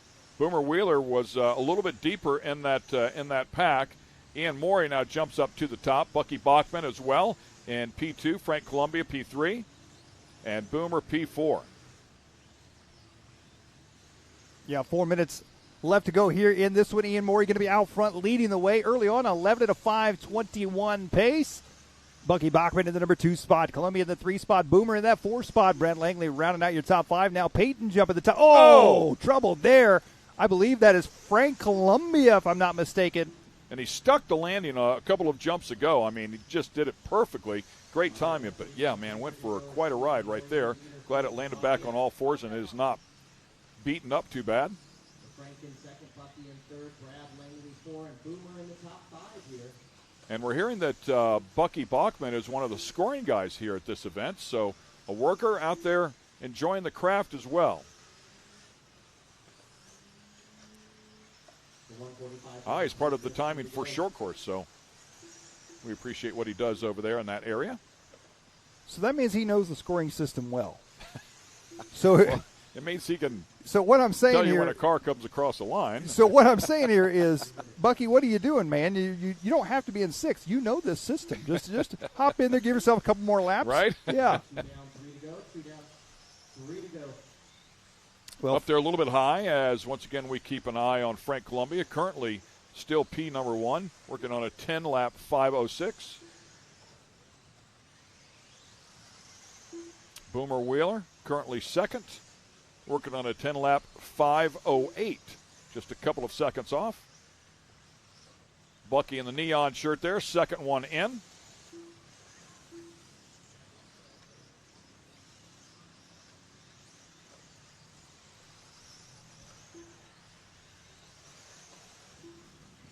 Frank Columbia going to be out front here. He almost missed that step down. Didn't carry quite enough speed. Make a little adjustment next time around. Boomer not far back from him in the number 2 spot right now. Only 1/10 of a second back here from Columbia. Yeah, picked up a couple seconds there on Columbia. With that said, Columbia just picks up the pace here. Now a 10.505 flat to a 10.507.6 for Ian Morey. Ian Morey sets fastest lap of the race on lap number 1 at 29.2 for him. Going the wrong direction there. Oh, boy. That's how you add time. Bucky in the number 4 spot. Ian Morey in the 5 spot. Peyton Lamb in the 6th. Taylor Janda, Jason Morey, Justin Turner, Jake Goodlett, Matt Gilbert, and Steve Collins. Your running order here in this one. Thinking this is Bucky right there with the wing color to match the shirt. I believe you are correct. Crossing the line there. Onto the backside of the track he goes. That's coordination. He's got a matching wing, wheels, shirt. I really don't remember if the shirt's that color. I knew it was a neon color, but it may or may not be matching. Nonetheless, he's doing a really good job, man. I mean, nice and consistent there for Bucky, currently sitting in the 4th position at a 10.513, chasing a 10.505. sitting 4th out of 10 cars that are on track. Matt Gilbert, Steve Collins not making the call here so far. There's Bucky there in the live time scoring shirt.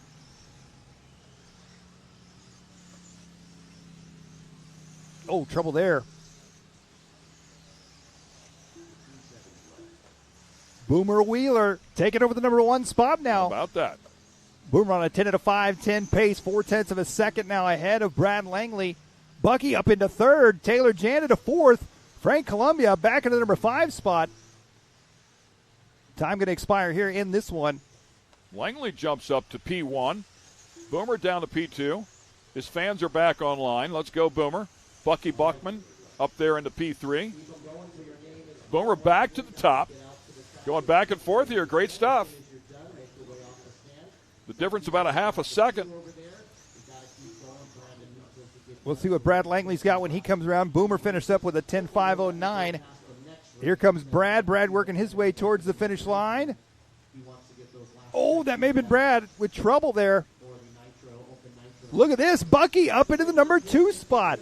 So Boomer Wheeler going to take this one, 10 at a 5:09. Bucky Bachman, our very own, at live time scoring, 10 at a 5:10, taking 2nd. Taylor Janda 3rd. Brad Langley dropping to 4th on that last lap. Jason Morey, Frank Columbia, Ian Morey, Peyton Lamb, Jake Goodlett, and Justin Turner rounding out your top 10 there from our first heat of Sportsman E-Buggy. And the Sportsmans are always exciting in the heat races because you never know when something major is going to happen, right? So they jostle around. The guys, the pros, the invite drivers are so consistent, you're not expecting anything to happen. But with the Sportsmans, you just never know. You're absolutely right there. You saw Bucky coming off the driver's stand.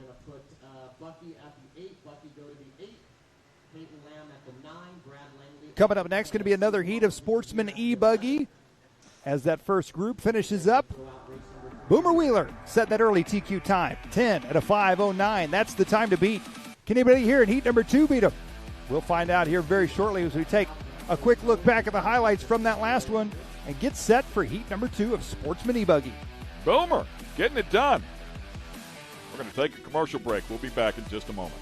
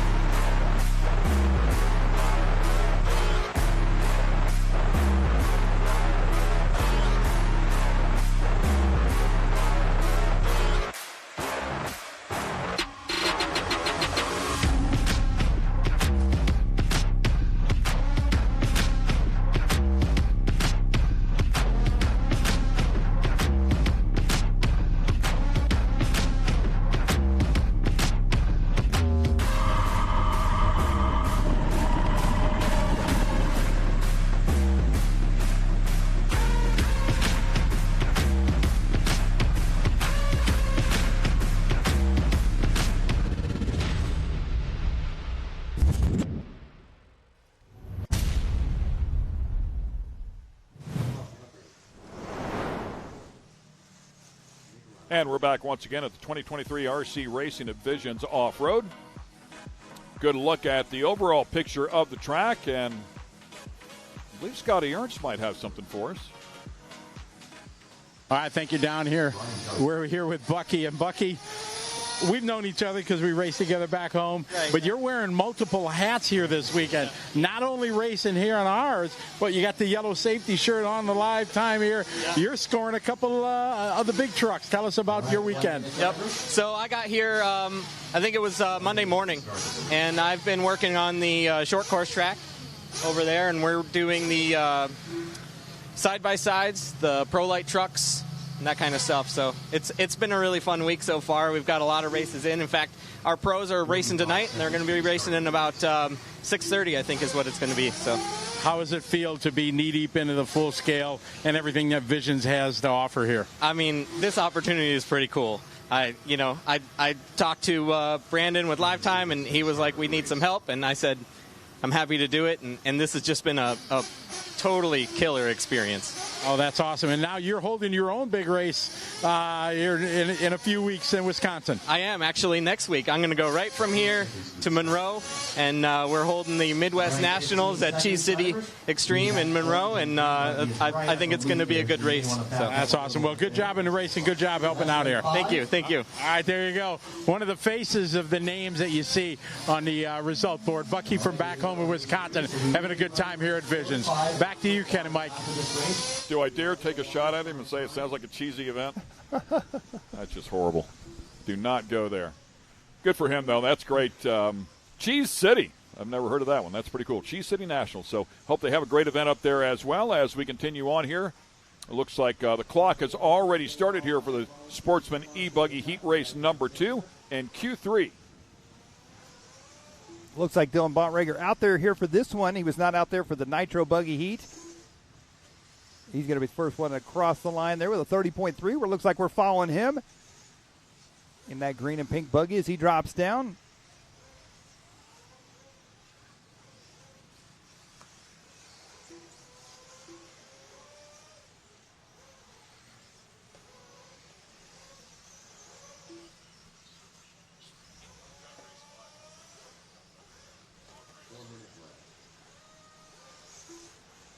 Good look here as Dylan Bontrager doing a good job here trying to put this thing together. People talking to me and looking at the scoreboard as well. 28.999 the lap time so far as they get this one started here. Working on 11.526, 11 lap 526 pace. John Cayley's jumping up in that number 2 spot now. Nicholas Logan in the 3 spot. Oh, trouble there. Switching our view here as they come down the front stretch. I believe, if I'm not mistaken, that is going to be... I thought that was going to be Nicholas Logan, but I don't think it is. 3 minutes, 15 seconds left to go here. Dylan still out front. 11 at a 5:21. He is 2.7 seconds ahead of John Cayley's right now. Michael Forrest still in third. Francis Sosing in that number 4 spot, and Brian Johnson rounding out your top 5 here. Dylan has had a phenomenal weekend here in qualifying for our Sportsman classes. He's trying to put in a possible another TQ here. Boomer Wheeler right now is your current TQ. 10 at a 5:09 is the time to beat. And Dylan is ahead of that at 11 at a 5:21. There's Dylan on the track, the green and pink.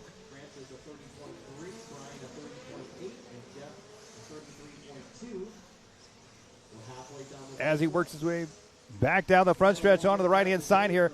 Dylan Bontrager out front leading the way. Michael Forrest now 8 seconds back. So Dylan carving his way through traffic here as he comes onto the right-hand side of the track. Oh, trouble there for lap traffic. That's good news for Dylan. Dylan playing patiently here with the rest of the field. He dives back to the inside here. He's going to try to set him up as he comes onto the front side of the track. 3 minutes down, 2 to go here for these drivers in our Sportsman E-Buggy. The final heat here for round number 3. Oh, up 2 wheels for Dylan. What a save right there for Dylan Bontrager. Michael Forrest in that number 2 spot there, 8.6 seconds apart. Oh, Bontrager tries to make a move there on some lap traffic, and they took it right back from him. No love for your race leader here in this one. Dylan shows him a little bit of a wheel there, gives him a bump as they come back onto the right-hand side. Up and over the double they go. Bontrager looking for the inside. Up and over the double, back down the front stretch now. What a great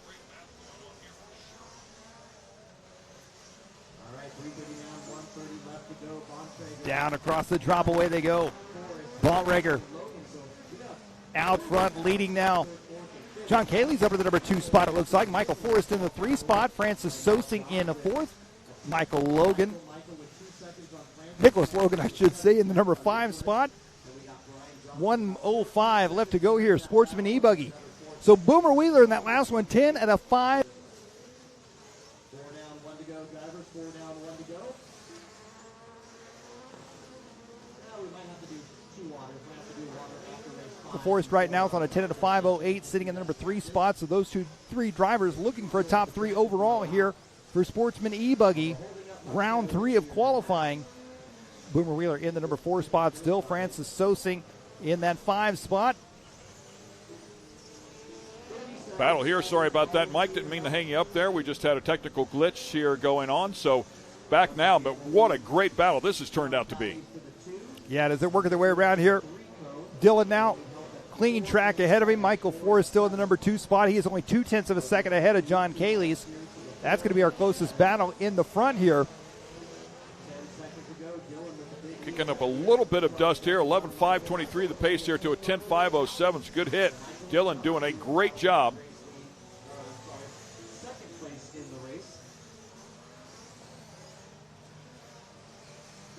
Ooh, hard hit there onto the back straight. Quick lap so far, 28.62, also by Dylan. Stringing one together as time is winding out. Completing these last laps. Looks like Michael Forrest going to finish up in that number 2 spot there with a 10 and a 5.06. Dylan Bontrager has done it again. Sportsman E-Buggy, round 3 top qualifier with 11 and a 5.21. Oh, stuffed that thing right into the tube there at the end of the race.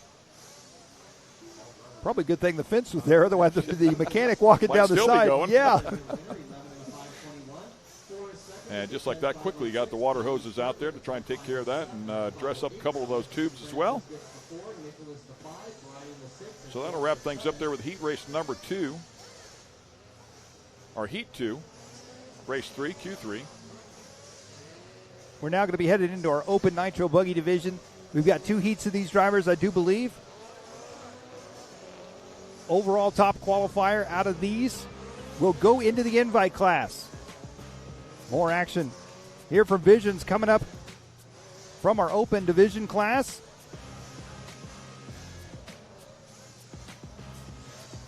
Yeah, we'll actually have an opportunity to runs on freedom and has since 1972.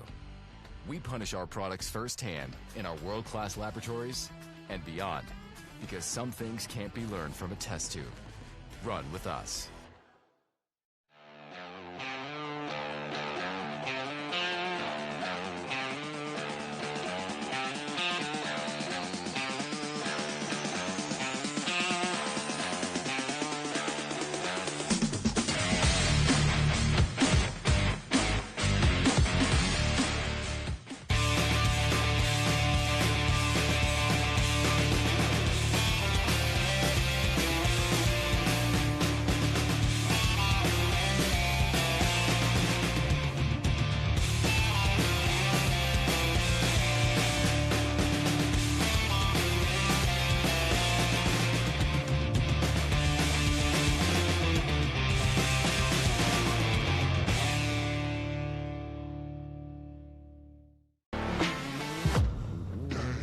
Lightweight, agile, and strong, Pitbull is perfect for the job. The Pitbull is the first and only lift that can be used in the pits and in your garage. Elevate your racing with a Handy.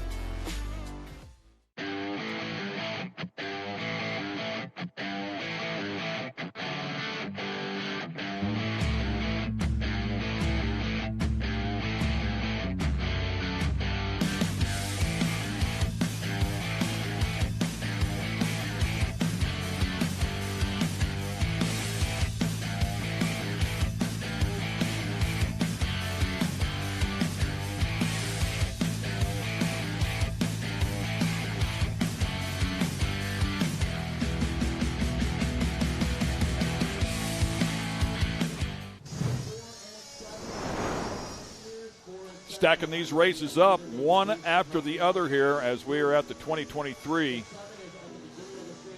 RC Racing at Visions Off-Road.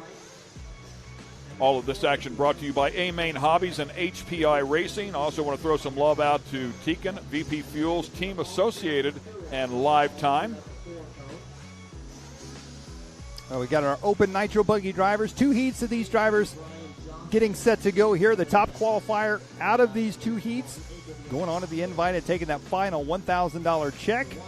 No, I shouldn't say the final. We got one more after that. Well, actually, I believe the way it goes, so we have 3 heat races here, so we'll have 3 overall winners that would bump up, and then the next fastest person out of those 3 is going to bump up as well. That's my understanding of it. I don't know if they get a $1,000 check or not. I don't think so. Ooh. That's a Brandon question. Ooh. Come on, Brandon, throw him $1,000, dude. Oh, it's $1,000. Yeah, what's $1,000? Yeah. as he comes walking over here with a hat. Yeah. Feel free to throw in, guys. Open Nitro Buggy getting set to go here. Heat number 1 of 2, Creed Nally, Dennis Remington, Santos Rodriguez, Brandon Rose, Barry Rowe, Katie Roxbury, Joshua Vigil, Will Walker, Craig Waller, Reggie Tung, Camden Lime. But Camden is not in this one. He is bumped up into the invite class. Well, it's Brandon Rose's final shot here. Yeah, and we don't want to sound biased here. I mean, whoever can get it done gets it done. But he's been so close 2 times. I mean, literally, as he said, 2 turns away from bumping up in the last one and flamed out, unfortunately. So we'll find out if he can get it done once again. He also had the horrible luck there in the E-race. So hopefully he gets it all out of his system here. We'll see if he can bump up in there. But with that said, we wish everybody the best of luck. Looks like the track is freshly watered. The cars are out on the track now. Warm-up session has begun. Race length will be 6 minutes. A couple of heat races here to figure out who that person is going to be that will bump up. Those people, I should say, 2 of them. And Brandon Rose already getting tagged right there. I believe that was Brandon. Believe you are correct, and that's the last thing when that happened. Especially got hit on the left side there. That's the exhaust side. And the cars definitely have some weight to them. I mean, as you watch them, oh man, big tumble right there. As you watch them, I mean, it looks like they weigh nothing. It looks like they're just light as a feather, but they actually do have some weight. Go grab a 5-pound plate, or a 7-pound plate, which is what they should be weighing in at, and they definitely have some substance to them. Certainly enough at speed there to work those dampers and have some aero effect on them as well. Great stuff as they come out here and throw these things around. Talking about the weight of these cars, I really hope right now that Brad Shearer is watching the broadcast, and maybe we can remind him of how heavy the cars are. I think it was 2007-ish at the Roar Nationals in St. Louis when he took one to the forehead. And that didn't feel so hot. Wow. Yeah, well, I was over chatting with Dakota Fenn a little bit earlier today. Picked it up, handed it to me, and I mean, it's definitely, there's some real weight there. There's no question about it. Very compact little machine, but definitely has some weight. I would not want to take one to the head, that's for sure. Well, here comes the cars in for fuel. There's Brandon Rose on the pit wall. Getting topped off, getting set to go here. The green and white. Final little top off there. Making sure he's got plenty of fuel. Yeah, right to the top here, right, guys. yeah. I'm going to need it all. Oh. One of them upside down here already. No harm, no foul, as time has yet to begin. However, it is starting in 5 seconds. So, oh, man, back to the pits. Tough go of it there. That will cost them some time for sure as we continue on here. Aluminum pistons, no rings, brass sleeve, 3-needle carb, about 30% nitro, 8% oil, and the rest of it would be methanol. Of course, all those numbers can change, can vary just a little bit.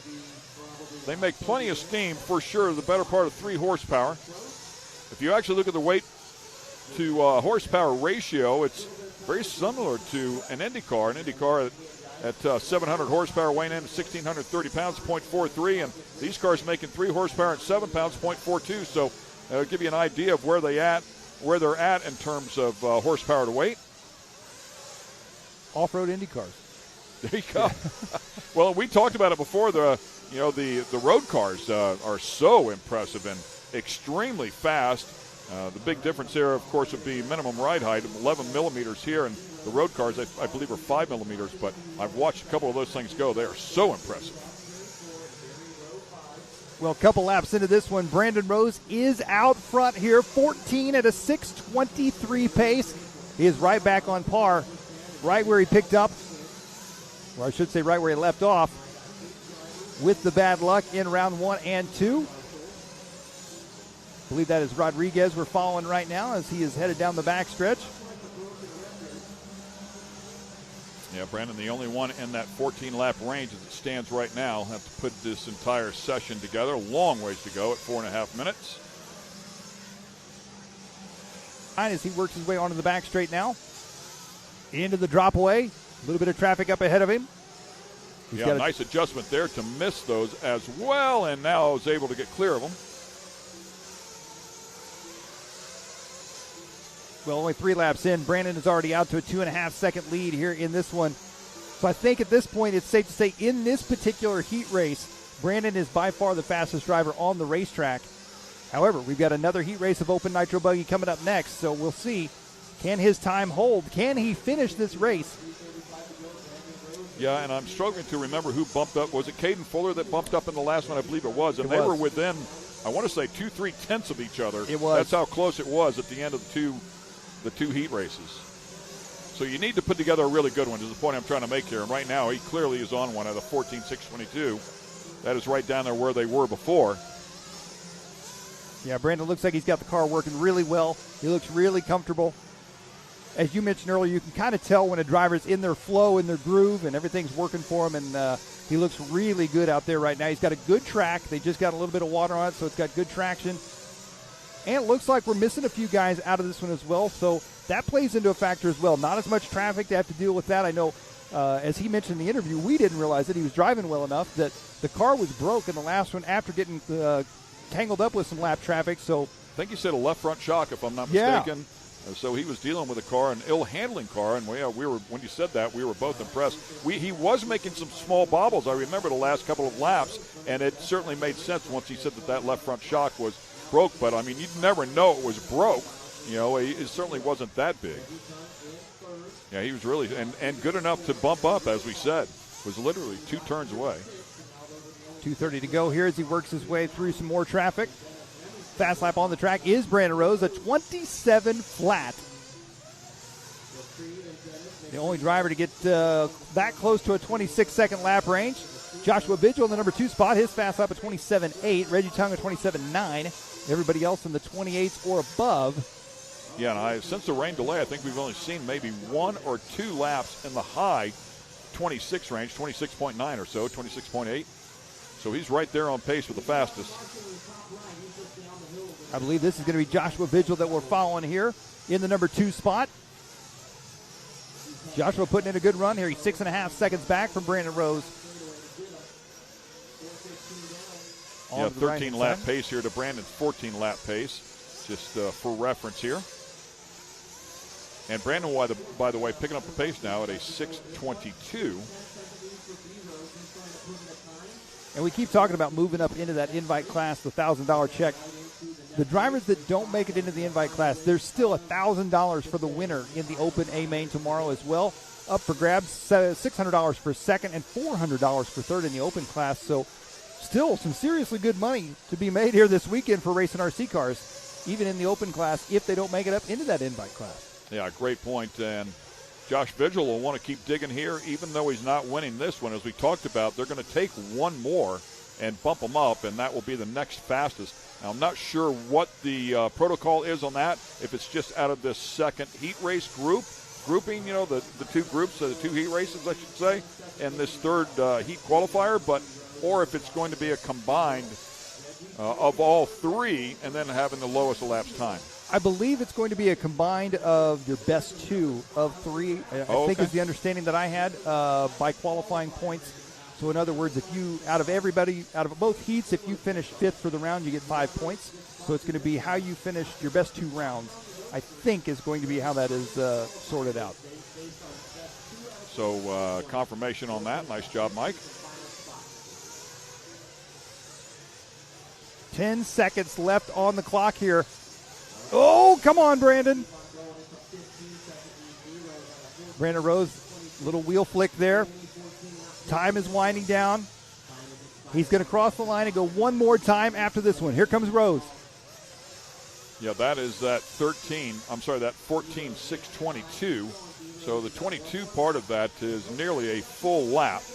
So crossing the stripe there and has to complete that final lap. He's halfway there. Yeah, he made it this far before.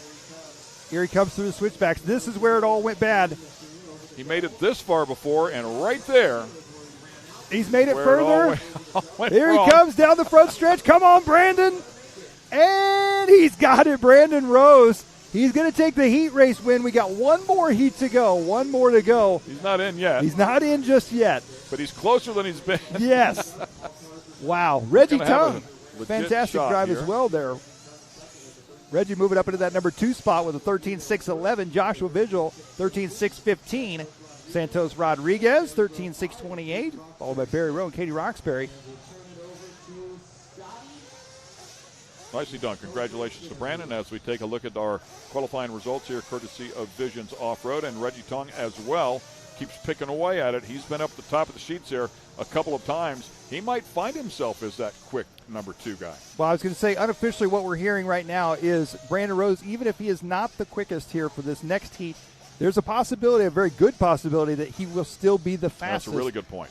With the qual points playing into factor and all that, he could possibly make his way into the invite class that way. But it'd be interesting if, and yeah, as you said, because they take 2 out of the 3, because in the 1 he had crashed and finished pretty deep. They were getting a good look there at Jared Coley, father of Braxton Coley, getting set to take the track here. Some highlights there from that last one. Brandon Rose finally gets the heat race that he's been looking for. Little trouble there for him in warm-ups. Luckily, no damage done. So just got a little piece of information before we go to a commercial break. Brandon Rose is going to be in one way or the other. Even if he finishes second here, we would have 4 points, and nobody else has a chance at making 4 points. So if he gets third or worse, oh, well, that's a great point. We have to see how things go. If he gets second, if somebody was to beat him and he was to end up second, he would still be in. If he ends up third, 2 people get ahead of him, well, that'll change the math. So stick with us. That's all hypothetical. We will land it for sure when we come back. Stay with us right here. Speed Sport has been America's motorsports authority since 1934. Get news, results, and commentary from the most connected experts in the business, covering all forms of motorsports from flat track to NASCAR and everything in between. Bookmark speedsport.com on your mobile device now, or follow Speed Sport on social, and be sure to subscribe to the Speed Sport Daily. Speed Sport is your one-stop shop for all things racing on 2 wheels and 4. AMSOIL runs on freedom and has since 1972. The rest of the market has been trying to follow our lead ever since. But a head start is a head start. Run with us.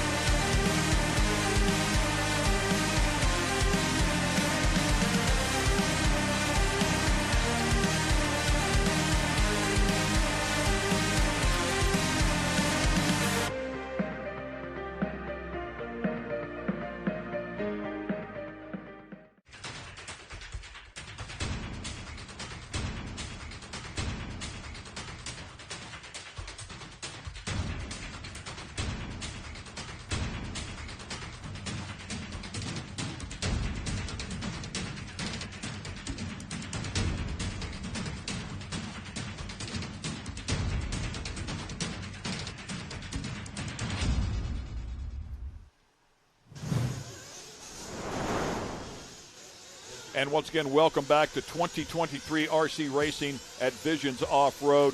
Ken Stout, Mike Garrison, Scotty Ernst calling the action for you. One race yet to go here today, and that'll wrap up the RC Racing for today's segment. We'll be back on live streaming again at 9 a.m. tomorrow. And, of course, all of our A-mains will take place tomorrow. The big money will be handed out tomorrow. We also want to let you know that you can watch the telecast on Speed Sport 1 in the near future as well. We'll keep people advised there.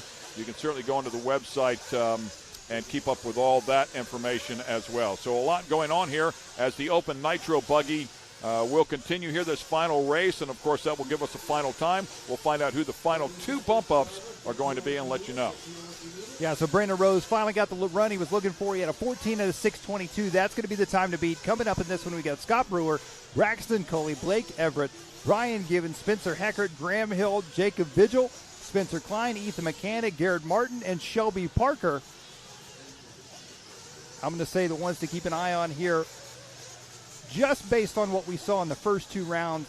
I'm going to say that Mechanic is going to be one to keep an eye on. Cully's going to be up there. Heckert's going to be up there. Vigil will be up there, I'm sure. It's still anybody's race, to be honest with you, but those are going to be the guys that I think we're going to keep an eye on to possibly knock Brandon Rose off that top spot. The clock is counting. It has begun. So, yeah, as we talked about before, if Brandon Rose finishes second, he would still be in. However, finishes third overall, then he's in some trouble for sure. We'll find out how it goes, though. He's certainly set a great pace. It'll be a tough one to match or beat, especially for a couple of people to get around him. We'll see how it goes, though. Braxton Coley, first one to lay a time down. We'll see if they pick up the pace here to 29.3. Is a bit off the pace. And it looks like the lap times are getting quicker as we speak. Yeah, and just from the amount of time that they are on the track right now, from when they first got on the track in that last heat, the track has already dried out considerably. You see a lot more dust on the track, a lot more loose fluff on the outsides. The main line getting a little bit slicker here and there. The car's starting to push coming into some of the corners. So regardless, it's going to be hard to beat that time, even if it was the exact same track. That was a fantastic run for Brandon, but now that the track's going away just a little bit, it's going to be even harder to beat that time.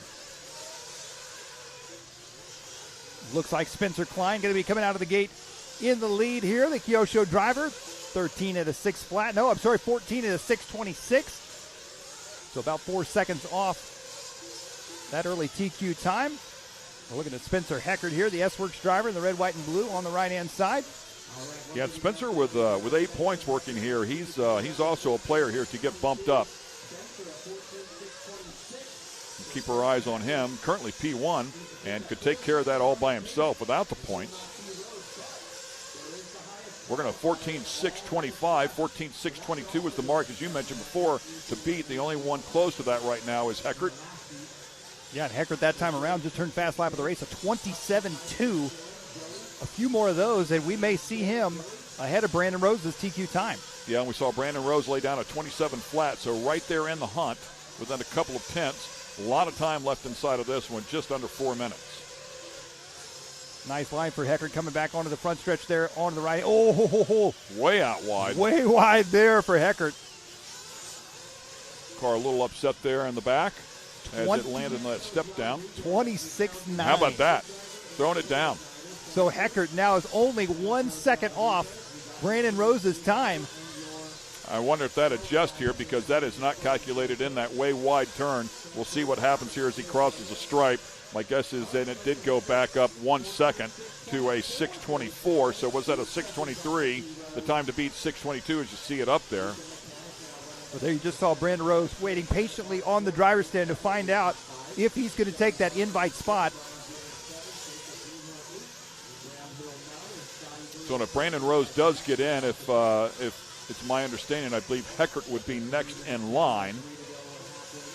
So again, just needs to keep good pace right here. Should be safe. And I would imagine that Heckert has probably done the math in the pits as well, like you say, and he knows that even if he's not quite on pace with Brandon Rose, he knows he needs to stay in the groove, stay on a move, because he's still in the running to move up into that invite class. Wow, really nice adjustment there, and then dodged the wreck. Oh. That mid-turn adjustment is no easy feat. That car over-rotated a little bit. He turned it back to the left and a right-hander and missed the tube and kept the momentum going. Very, very tough to do. Well, there's Ethan Mechanic working his way around here.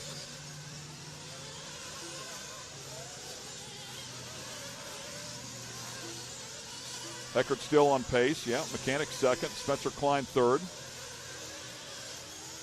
Heckert right now the only one on a 14-lap run. He's on a 14.624. Oh, no, Spencer Heckert with a 30.6. I don't know what happened to him that last lap, but now Mechanic's going to take over the lead, and they are both going to be on a 13-lap pace. Yeah, Heckert 2 seconds behind Mechanic now, so, yeah, definitely missing a lap there. As the pressure continues to build, a minute and a half to go.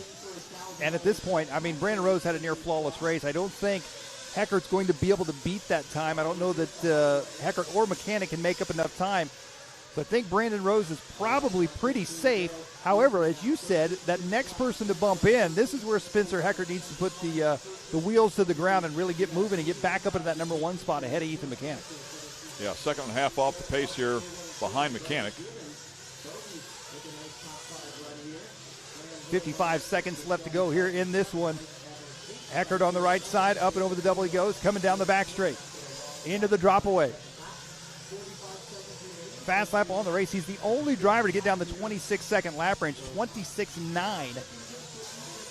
A ton of speed inside of that car, no question. He put one together there. Unfortunately, had that bobble as well, which really cost him. To see if he can put together another great lap or two here as time is running out. And possibly, as you said, get back ahead of Ethan Mechanic, get those points. Well, he's working on it that time by 27.1. Mechanic had a 27.6. They are now going to be 0.05 of a second apart according to timing and scoring. There's Ethan Mechanic right there. 15 seconds left to go on the clock. This one is going to come right down to the wire. Here comes Mechanic. The spread on the average between Mechanic and Heckert is just 1/10 of a second. Heckert goes back up to the top by mere hundredths of a second. Whoever wins between these two is going to get that fourth and final bump up. Wow, it is all coming down to this right here. They're both pushing a 14-lap run, but I think 13 laps is going to be all they're going to get. Here they come back around to the front side. One final time, Heckert makes a little bobble. Here comes Mechanic. Mechanic crossed the line. He's finished at a 13.6 flat, .698. Heckert with a 13.6 flat, .7. Ethan Mechanic is going to get it. Wow. They're going to be tied on points. We believe they're going to be tied on points here. So they will take a look at this. It is that close. They might have to go down to time. The best or lowest elapsed time could be the tiebreaker here. Very, very close. So ending up 13.6.698 to a 13.6.793. Wow. There's pretty much 1/10 of a second there between the two of them over that 13-lap average. Very, very close there. Spencer Klein, very impressive run there as well as a 13.602. So congrats to Spencer as well, staying right there in the hunt. And we'll let the mathematicians, and they were already writing a name down here for Brandon Rose. We know he is in. Congratulations to Brandon. It took him all day to get there. He did it hard way, man. He but did. But he is finally in. Congrats to Brandon.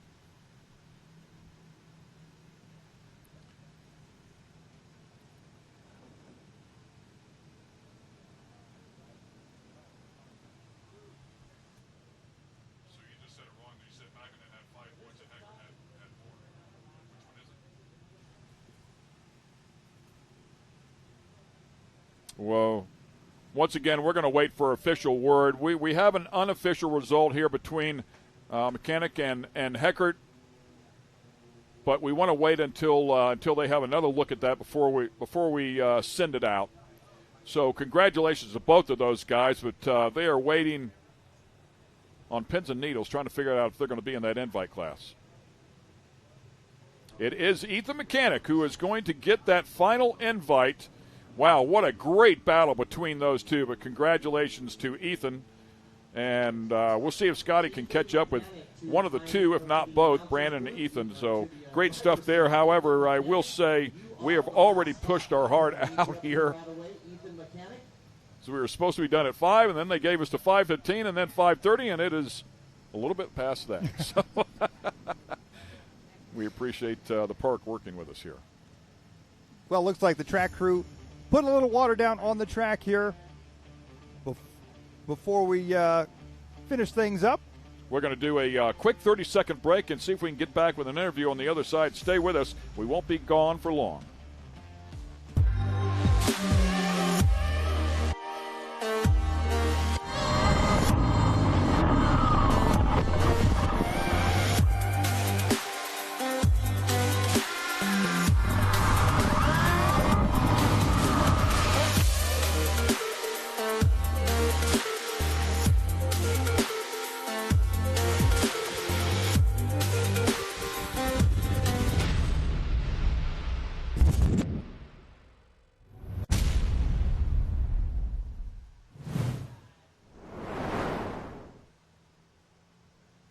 And we welcome you back here, 2023 RC Racing at Visions Off-Road. It's been a busy, busy day, especially when you factor in the rain that we had a little bit earlier. But congratulations to everybody that came out here, had a good run today. Of course, the people that did great in the Nitro category, the invite category for good starting spots in the A-Mains tomorrow. Everybody that was in the open class that earned the bump-ups. We know that Camden Lime did it. Caden Fuller did it, Brandon Rose did it, and Ethan Mechanic did it as well. So congrats to the 4 bump-ups. Yeah, what a fantastic day of racing. We obviously got served a little bit of weather, but it all worked out. And it was a fantastic day. The track crew did a great job getting the track back together. The racers did a great job keeping the show moving. A fantastic day for sure. A big thanks once again to our title sponsors, A-Main Hobbies and HPI Racing, and our supporting sponsors of Teak and VP Fuels, Team Associated, and Lifetime. Yeah, I want to thank Scotty Ernst as well for keeping up with all the action down there and catching up with all those interviews. Great job today, Scotty. And, of course, my colleague here in the booth, Mike Garrison, doing an incredible job as well. It's been a great day to get things taken care of here at Mid-America Outdoors, a spectacular complex. Of course, we will be racing all day tomorrow. Make sure you join us at 9 o'clock in the morning. We'll get things started. We'll have our A-Mains. We'll build a TV show as well, and we're going to hand out $30,000 before the day is done. It's going to be an exciting day for sure for all of the categories involved. Until then, we'll see you tomorrow. It's time to go racing. Stay with us. I'm Ken Stout. It's been a blast.